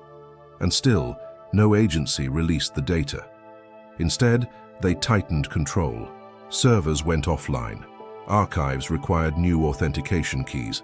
Even old Mars images were suddenly under review. It was as if every photograph of the red planet had become radioactive. In their desperation to contain panic, the agencies did the one thing guaranteed to inflame it. They erased more. And then, the second great leak happened.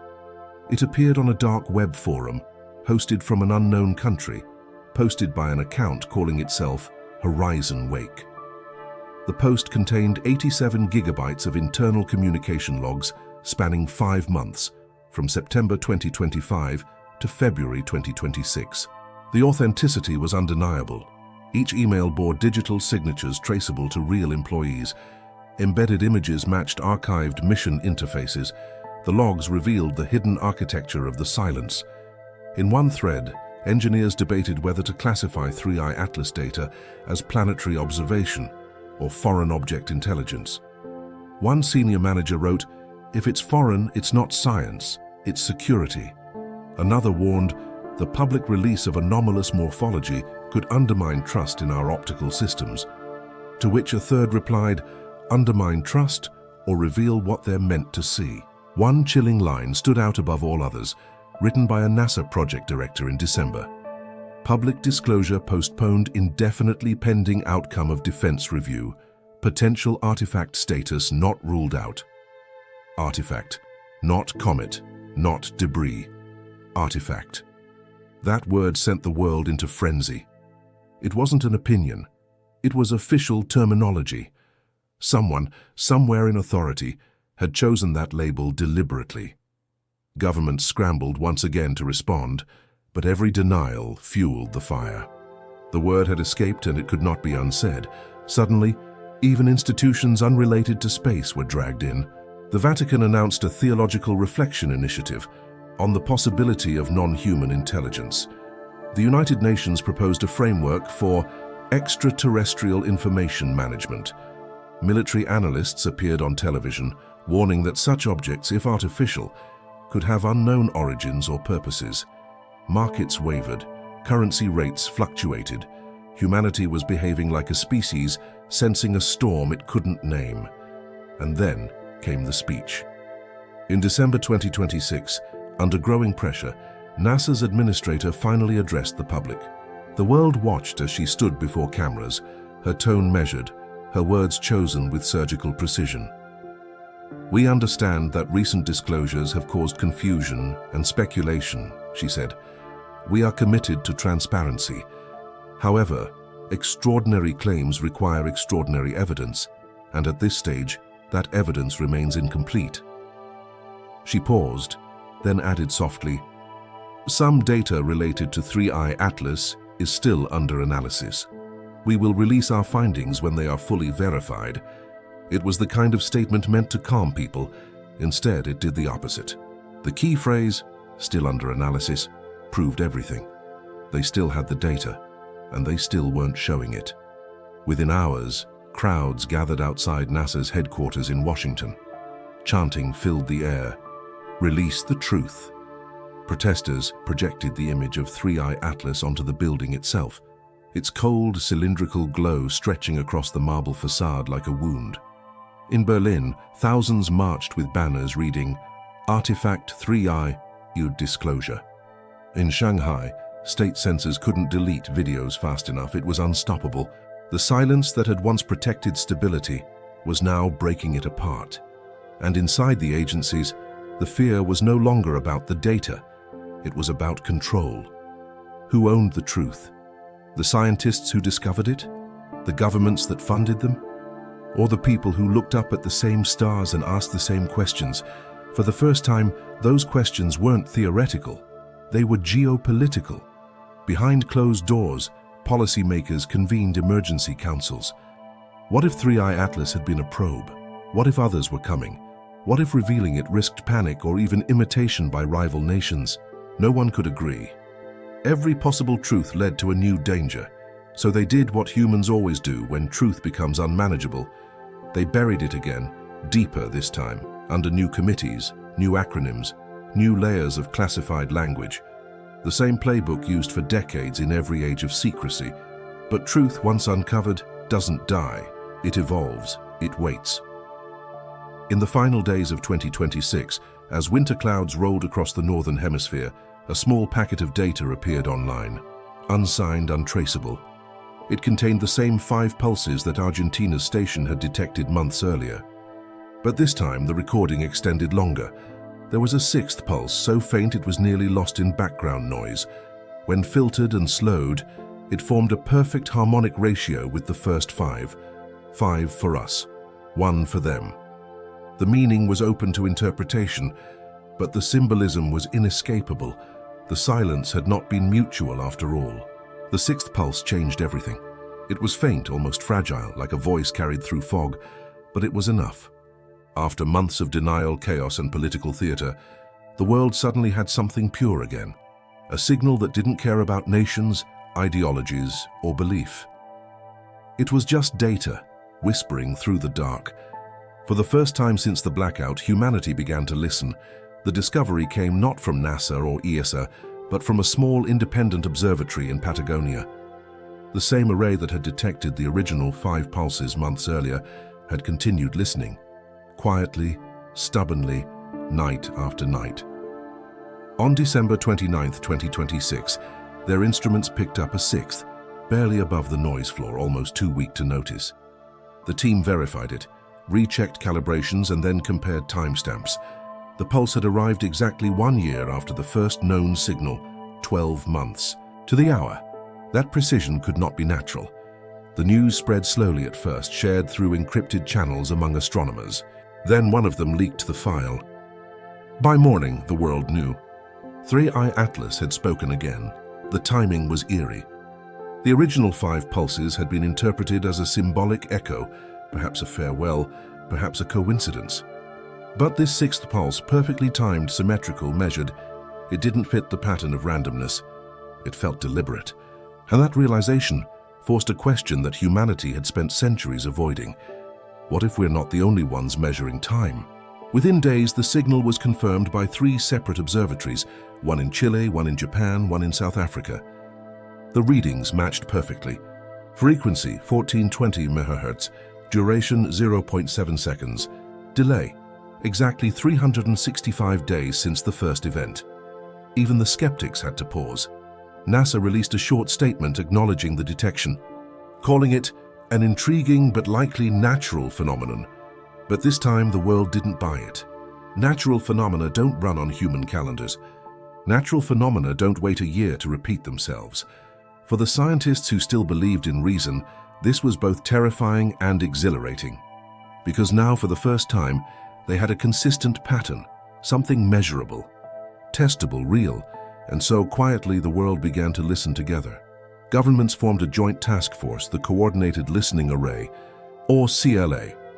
It was the first true global scientific coalition since the International Space Station. The United States, China, Russia, Europe, India, Japan all contributed radio telescopes, data centers, and analysts. Old rivalries were buried under the weight of curiosity. The mission was simple: keep listening. Hundreds of dishes across the globe pointed toward the region of space where 3i Atlas had last been tracked. Supercomputers linked the streams together, creating a planet-sized ear. The network's collective bandwidth was so vast it could detect a single watt of power from billions of kilometers away. And then they waited. For weeks, nothing. The sixth pulse had come and gone, leaving only silence. But the silence now felt different. It wasn't the silence of secrecy, it was the silence of anticipation. For the first time, humanity's listening wasn't fragmented by politics. It was united by purpose. Inside control rooms from Beijing to Houston, teams monitored live spectrograms glowing in the dark. The hydrogen frequency, once just a number in textbooks, had become the heartbeat of the world. News networks broadcast countdowns. Podcasts discussed theories. Philosophers debated meaning. Some said the pulses were navigation signals, a kind of interstellar beacon marking safe passage through systems. Others believed they were timestamps, a record left by an ancient civilization traveling between stars. A few thought they were warnings. No one could prove anything. But for the first time, belief and science were looking in the same direction. Then, something unexpected happened. In mid-February 2027, the listening array detected faint fluctuations, not full pulses, but ripples, irregular, scattered. They came in short bursts over several days, too weak to decode. At first, analysts assumed interference, but when they plotted the signal's strength, a pattern emerged. The fluctuations lined up with the orbital positions of Earth's major observatories. It was as if the source knew where we were listening from. That realization broke the last wall of skepticism. In Tokyo, Dr. Mei Watanabe, a radio astronomer with the CLA, said it quietly during a live press briefing. "We may not be observing anymore. We may be observed." Her words echoed across headlines worldwide. Observed. The idea that we were no longer the discoverers, but the discovered. Yet, unlike the panic of the previous year, the world didn't descend into hysteria this time. The chaos had burned itself out. What remained was something quieter, deeper, an almost spiritual calm. Humanity had gone from denial to confrontation, from fear to fascination. This time we were ready to listen.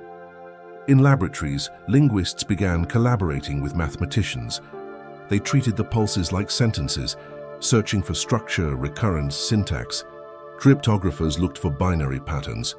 Some claimed to see prime sequences. Others said it was modulation drift. But when one team from the University of Toronto mapped the intervals between all 6 pulses, they found a ratio nearly identical to the orbital periods of Mars and Earth around the Sun. Roughly 1.8 to 1 point coincidence? Maybe. But if it wasn't, it was a message written in motion. The more they studied, the more it seemed that the pulses weren't just signals. They were timestamps, references tied to our solar system.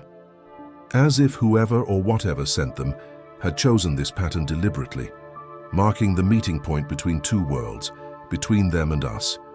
Governments quietly shifted tone. The same officials who had once denied everything now spoke of international cooperation in the search for non-terrestrial intelligence. The phrase replaced UFO, artifact, and object. It was neutral, safe, sanitized. But beneath that language, everyone knew what it really meant. The sixth pulse had reopened the door, and this time no one could close it. In April 2027, the CLA expanded. New stations joined from Africa and the Middle East. Pakistan added a small but powerful array in Balochistan, perfectly positioned for continuous tracking.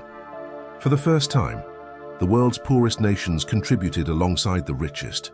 Humanity was no longer divided by borders. It was united by sky. And then came the moment no one expected. On May 9th, at precisely 03:14 UTC, the same time as the first hydrogen pulse 2 years earlier, the array detected something massive. Not a single frequency this time, but a sequence, a rising pattern of tones sweeping across the spectrum, structured like a chord. It lasted 6 seconds, then silence. When converted to sound, it was hauntingly beautiful. 6 harmonic layers blending into one resonant note, like the echo of a vast instrument played somewhere beyond comprehension. The world froze. It wasn't a random burst. It wasn't noise. It was designed. Data confirmed it came from the same direction as 3I Atlas's last known trajectory, now billions of kilometers beyond Pluto. The timing, the pattern, the precision, it all fit. The pulse of 3I had become a symphony. For hours, humanity listened. Live streams replayed the audio endlessly. Some wept, some prayed. Scientists scrambled to decode meaning. Religious leaders called it the harmony of creation. But across every discipline, one truth resonated. This was no longer a story about a rock passing through our solar system. It was a conversation. And if it was a conversation, then someone had finally answered. In a broadcast that night, the United Nations Secretary General spoke to a world that had suddenly rediscovered humility. For centuries, she said, we looked into the cosmos and asked who was out there. Perhaps the better question is who has been waiting for us to listen. Her words became the mantra of a generation. No one called it contact. That word was too heavy. Too human. What had happened was simpler, quieter.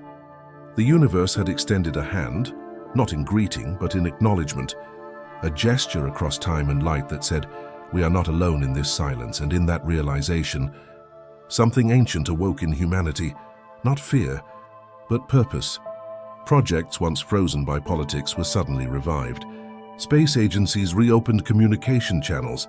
Data that had been classified was quietly restored to public archives. The Mars blackout files reappeared online without explanation. Scientists called it the unsealing. For the first time in human history, the pursuit of truth had outgrown secrecy. As the sixth pulse faded into background noise, a new era began. It wasn't an age of discovery, but of awareness, an understanding that somewhere out there across unimaginable distances, something had noticed us, and perhaps like us, it had waited centuries for someone to finally listen. The world didn't change overnight. It changed quietly, like dawn creeping over the horizon after a long, sleepless night. The sixth pulse didn't bring panic or conquest or apocalypse. It brought something far rarer. It brought perspective. For the first time in living memory, humanity stopped looking at each other and started looking outward again. The same night the pulse was confirmed, the global data feed of the Coordinated Listening Array hit record viewership. Billions of people watching nothing more than static, waiting for another sound from the stars. And in that shared waiting, something healed. Borders still existed, but their meaning thinned. Nations still argued, but their reasons felt smaller. The questions had grown too large to fit inside politics. Everyone, from scientists to school children, knew it instinctively. The story of 3I Atlas was no longer about them. It was about us, our species, our place, our future. Governments for once listened to the public. The Coordinated Listening Array was expanded into the first fully open-source global observatory. All data, all signals, all analyses were streamed live. No filters, no restrictions. Anyone, anywhere could watch the same sky. What had once been a classified system of secrecy became humanity's most transparent window to the universe. It was called Project Dawn. The name came from the idea that maybe, after all this time, the long night of isolation was ending. Not because someone arrived, but because we finally chose to see, and yet with openness came reckoning. The more humanity learned, the more it realized how unprepared it was for wonder. The sixth pulse was reanalyzed endlessly. Its harmonics contained mathematical ratios, matching constants found in physics. Ratios of hydrogen spin, orbital decay, even Fibonacci sequences buried within the modulation drift. It wasn't just sound, it was structure. To physicists, it was elegant. To linguists, it was language.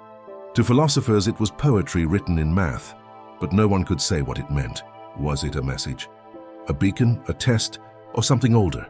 Like a recording left behind for anyone curious enough to notice. The more we studied it, the less we understood. Still, ignorance had never been so inspiring. Universities opened entire departments dedicated to interstellar semiotics.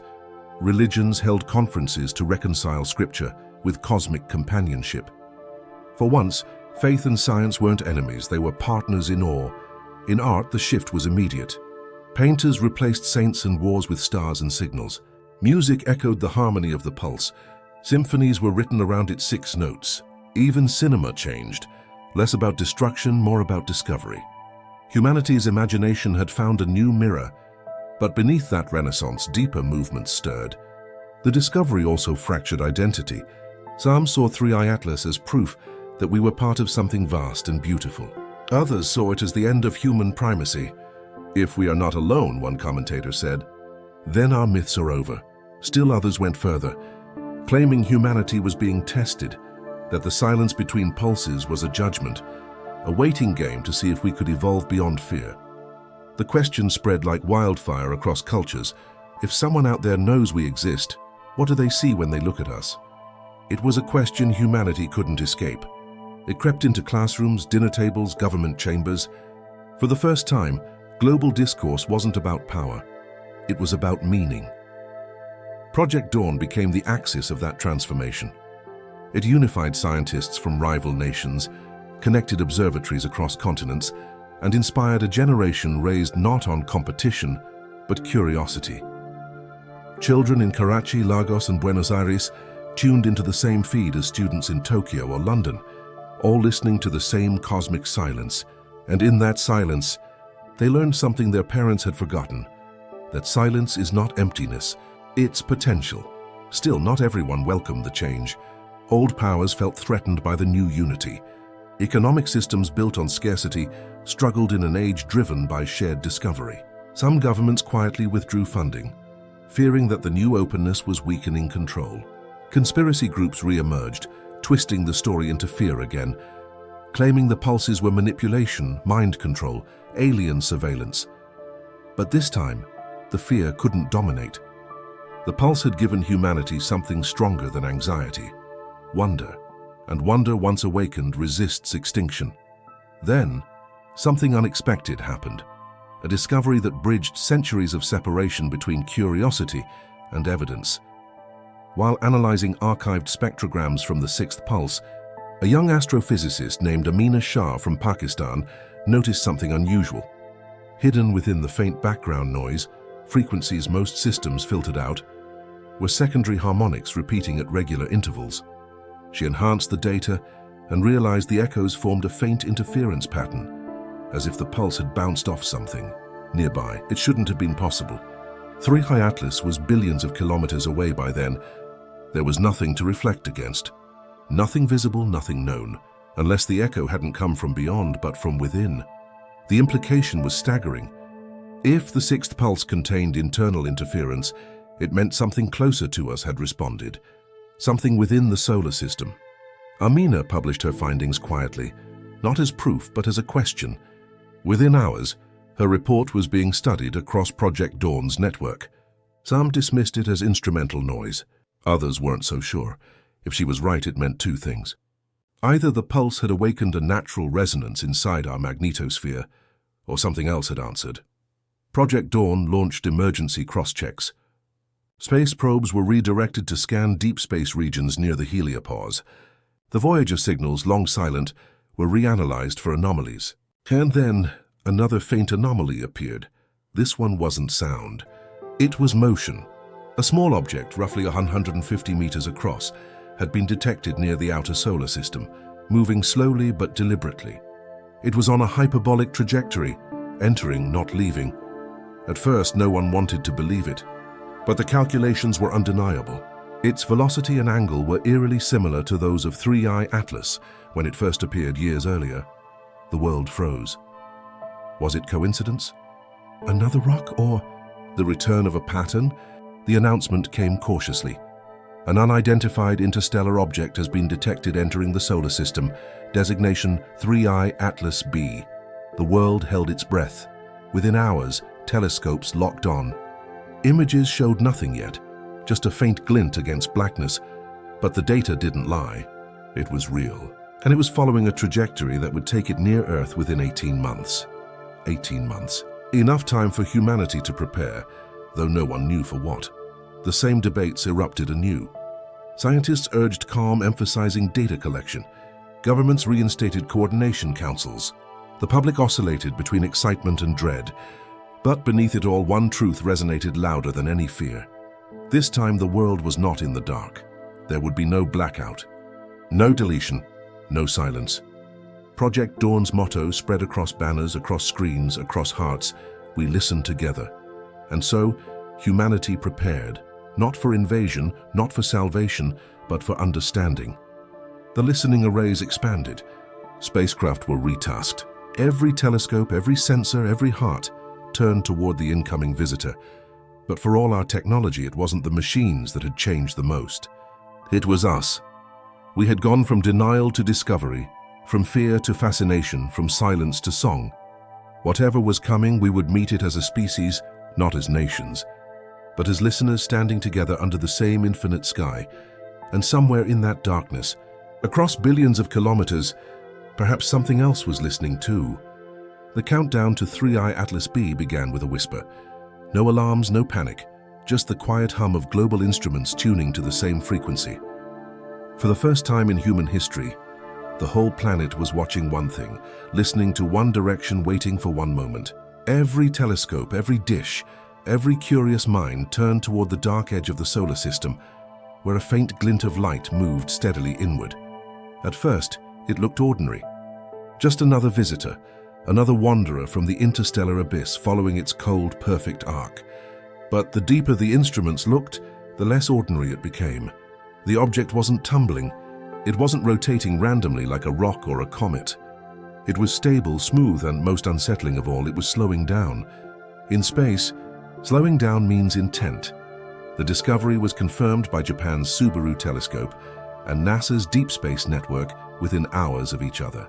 Both reported a consistent deceleration far beyond what natural drag could explain. 3I Atlas b was adjusting its trajectory.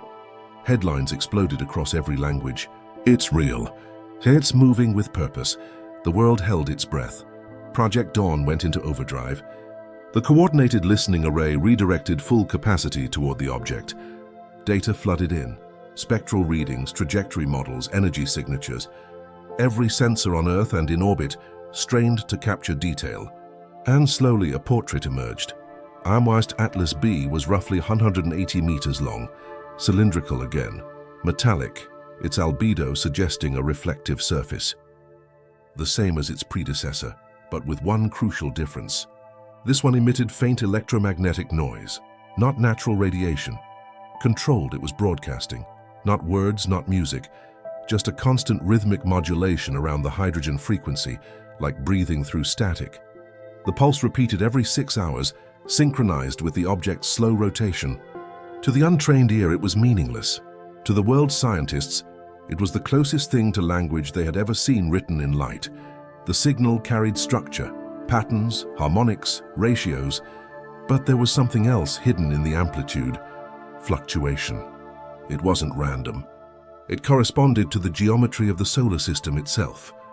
The timing of each pulse mirrored planetary alignments, like a cosmic map being drawn in real time. If the first 3I Atlas had been an introduction, this felt like a message. Governments debated whether to respond. But respond with what?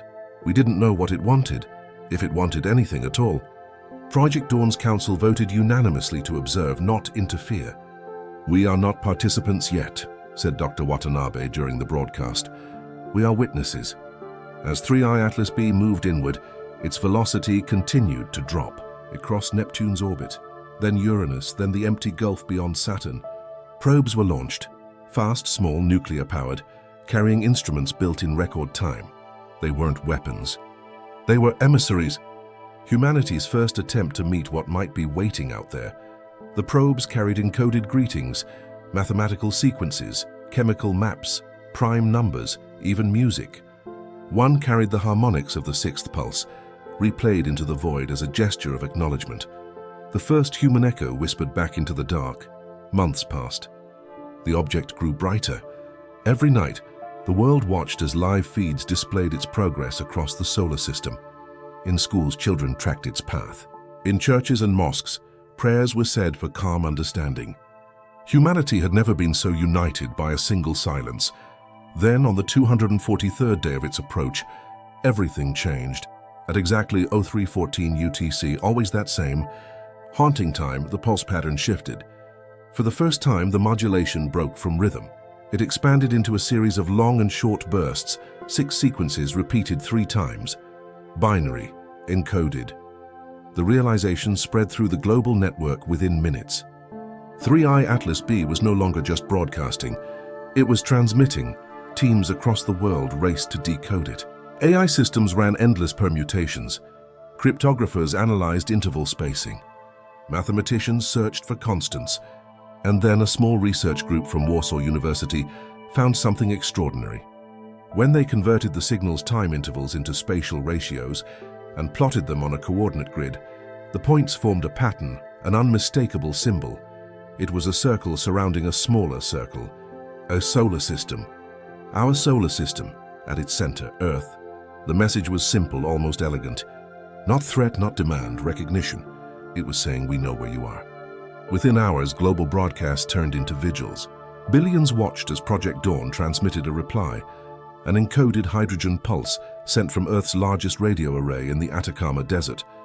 The signal contained one message, a prime number sequence followed by a brief gap, then a return echo of the same rhythm that 3I Atlas B had used 2 years earlier. No one knew if it would reach. No one knew if it mattered. Then, 12 minutes later, the object responded. It returned the exact same prime number sequence, but mirrored. Like a reflection in time, it was confirmation. It had heard us. The reaction was indescribable. Across the world, people wept openly in streets, in homes, in places of worship. Scientists shouted, collapsed, laughed. The impossible had happened. Communication. Not words, not sentences, but recognition across the stars. We were no longer alone. We never had been. But just as quickly as it began, the exchange ended. After the mirrored reply, the object fell silent again. The constant hydrogen pulse ceased. The frequencies flattened into stillness. Instruments across the world registered a sudden total quiet, an electronic void. And then something even more shocking occurred. I Atlas B stopped. In open space beyond Jupiter's orbit, it halted completely, defying every law of motion. No deceleration curve, no drift. One instant velocity. The next, none. To stop like that would require energy beyond comprehension. The world went silent with it. Project Dawn's scientists watched in disbelief. The object hovered there, unmoving, like a thought frozen in the void. For hours, nothing happened. Then, faintly, the instruments registered one more emission, low, diffuse, like a breath escaping through metal. This final transmission was unlike the others. Yet it wasn't a pulse or a sequence. It was a waveform, rising and falling slowly like a modulation of natural sound. When converted to audible frequencies, it produced something eerily organic, a deep resonant tone that seemed to carry emotion, as if the universe itself had sighed. It lasted 31 seconds. Then silence, total final. After that, the object began to drift outward again, accelerating gently toward the edge of the solar system. It never transmitted again, and yet the message it left behind wasn't emptiness. It was resonance, because when scientists analyzed that final waveform, they found it wasn't random noise. Embedded within its oscillations were harmonic ratios matching the resonance frequencies of hydrogen, the very building block of the universe. It was a self-portrait written in physics, a way of saying this is what we are made of, the same as you. The discovery united and humbled humanity more deeply than anything before. It wasn't an invasion or a revelation. It was a mirror, a reflection of the cosmos reminding us that the line between them and us had never really existed. And as 3I Atlas b drifted away into the dark, the world realized something profound. Maybe the message had never been words at all. Maybe it was simply the act of showing up, crossing the impossible void to say we are here too. In that moment, humanity understood the simplest truth of all. The universe had spoken not through conquest, but through presence. And it had chosen silence not as rejection, but as invitation. To listen, to learn, to grow. The first era of discovery had ended. The second of understanding was about to begin. The stars have always watched us. Long before telescopes, before rockets, before language itself, they burned above our heads, cold, constant witnesses to everything we've ever been. And for most of our history, we looked up and saw only distance. We believed the void was empty, that silence meant solitude. But now we know better, because silence, it turns out, was never emptiness. It was waiting. When 3I Atlas first appeared, humanity wasn't ready to understand. We met wonder with fear, mystery with denial, revelation with secrecy. We thought that by containing the unknown, we could protect ourselves. But in truth, all we did was delay the inevitable moment when the universe would remind us that we were never its center.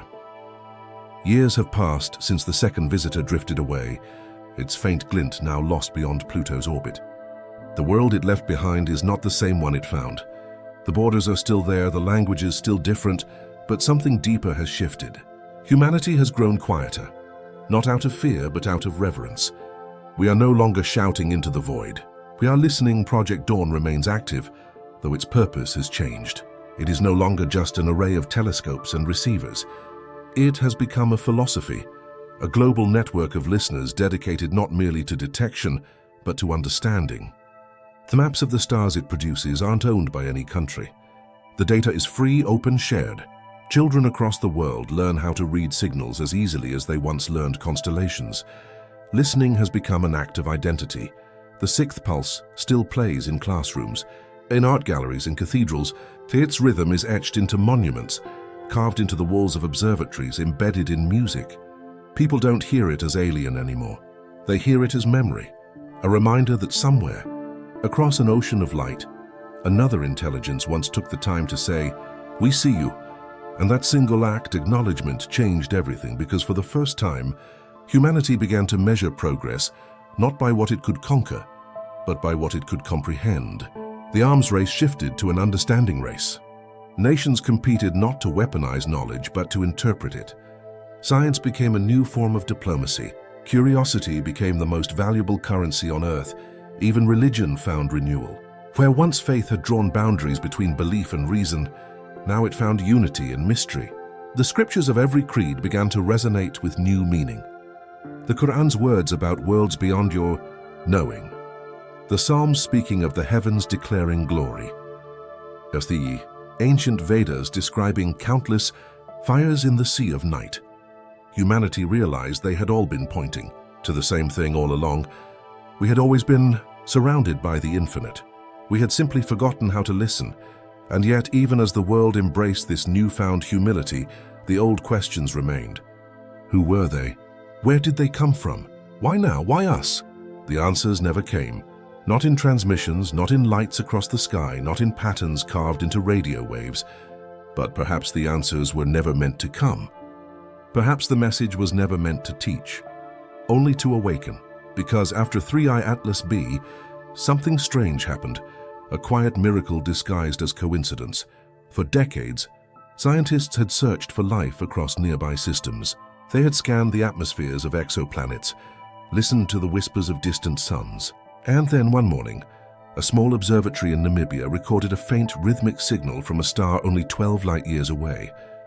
Weak, imperfect, inconsistent, but undeniably structured. When compared to the harmonics of the sixth pulse, it matched within 0.02%. The signal wasn't from 3i Atlas, it was from somewhere else. Suddenly, humanity realized the truth that had been hidden all along. We were never listening to one voice. We were listening to a chorus. Maybe 3i Atlas wasn't a messenger at all. Maybe it was just a spark, an awakening point for our species, a reminder that the universe is alive with intelligence, scattered like embers across the dark. And once we finally heard one, we began to hear others. Within years, Project Dawn evolved into the Horizon Array, a network of synchronized receivers orbiting the Moon and Mars, linked in real time to Earth. Together, they formed the largest instrument ever built, a planet-spanning ear pressed to the cosmos. Its symbol, engraved on its antenna housings, was simple: 2 circles, one inside the other. The same shape 3i Atlas had drawn for us. We learned to see ourselves inside that image, not as the center, but as part of something endless. The data it gathered changed everything we thought we knew about silence. The background noise of the universe, the static we once called emptiness, was full of faint modulations, rhythms, and patterns that didn't belong to stars or quasars. Every frequency, once considered random, now shimmered with possibility. The cosmos was not quiet. We had simply been deaf, and as we listened deeper, humanity began to hear echoes of itself, mathematical signatures that mirrored our own transmissions, repeating across time, arriving back to us centuries after we first sent them. Some were reflections off cosmic dust, others perhaps replayed by forces we still couldn't name. But each echo reminded us of something profound, that even in the vast loneliness of space, every message eventually finds a listener, even ours. The next generation grew up under a night sky that was no longer a mystery, but a conversation. Children could point to faint lights moving between stars and know someone sent that once, long before they were born. It made them humble. It made them hopeful. It made them human. And through it all, one idea endured, whispered across time and space, across fear and wonder alike, that maybe contact had never been about them reaching out to us. Maybe it had always been about us becoming quiet enough to hear. That understanding reshaped civilization in ways no invention ever could. War diminished. Not vanished, but diminished, because it's hard to wage war under a sky that reminds you how small you are. The great divisions of history, race, creed, flag, began to fade into the background hum of something larger. The first generation born after the sixth pulse called themselves the listeners. Their oath was simple: we will leave the universe better informed than we found it. And perhaps that's all any species can ever promise. There were still mysteries, of course. There always will be. But mystery was no longer something to fear. It was home. In time, the original 3i Atlas faded from memory, just a faint trace in the archives of Project Dawn. Yet its legacy endured in the way humanity looked at the stars. It taught us that knowledge is not possession, it's participation. That truth is not revelation, it's relationship. That the universe doesn't owe us answers. It invites us to ask better questions. And so, every year on October 3rd, the date the first silence began, people around the world gather for the night of listening. At the same hour, 0314 UTC, they turn off their devices, extinguish lights, and stand beneath the open sky. For 60 seconds, the world is silent. No traffic, no broadcasts, no noise. Just one planet listening together, somewhere. Maybe billions of kilometers away, a faint signal continues its journey through the void. The one we sent back, mirrored, like a heartbeat of curiosity still echoing through space. And maybe, just maybe, something else hears it, smiles, if it knows how and listens too. Because that's what the universe is, in the end. Not a battlefield of gods and matter, not a stage for dominance or design. It's a conversation without end, and 3i Atlas was just the first word. As the closing line of Project Dawn's official charter reads, we are no longer the storytellers of the stars. We are the story being told. The camera would fade now, if this were a film, into the quiet glow of 1,000 cities looking upward, their lights mingling with the constellations above. The narrator's voice would soften to a whisper as the last image fills the screen, the twin circles, drawn in the dark, the universe and the listener overlapping until they become one. A reminder that in the endless silence of space, we were never alone. We were only waiting for the courage to hear it,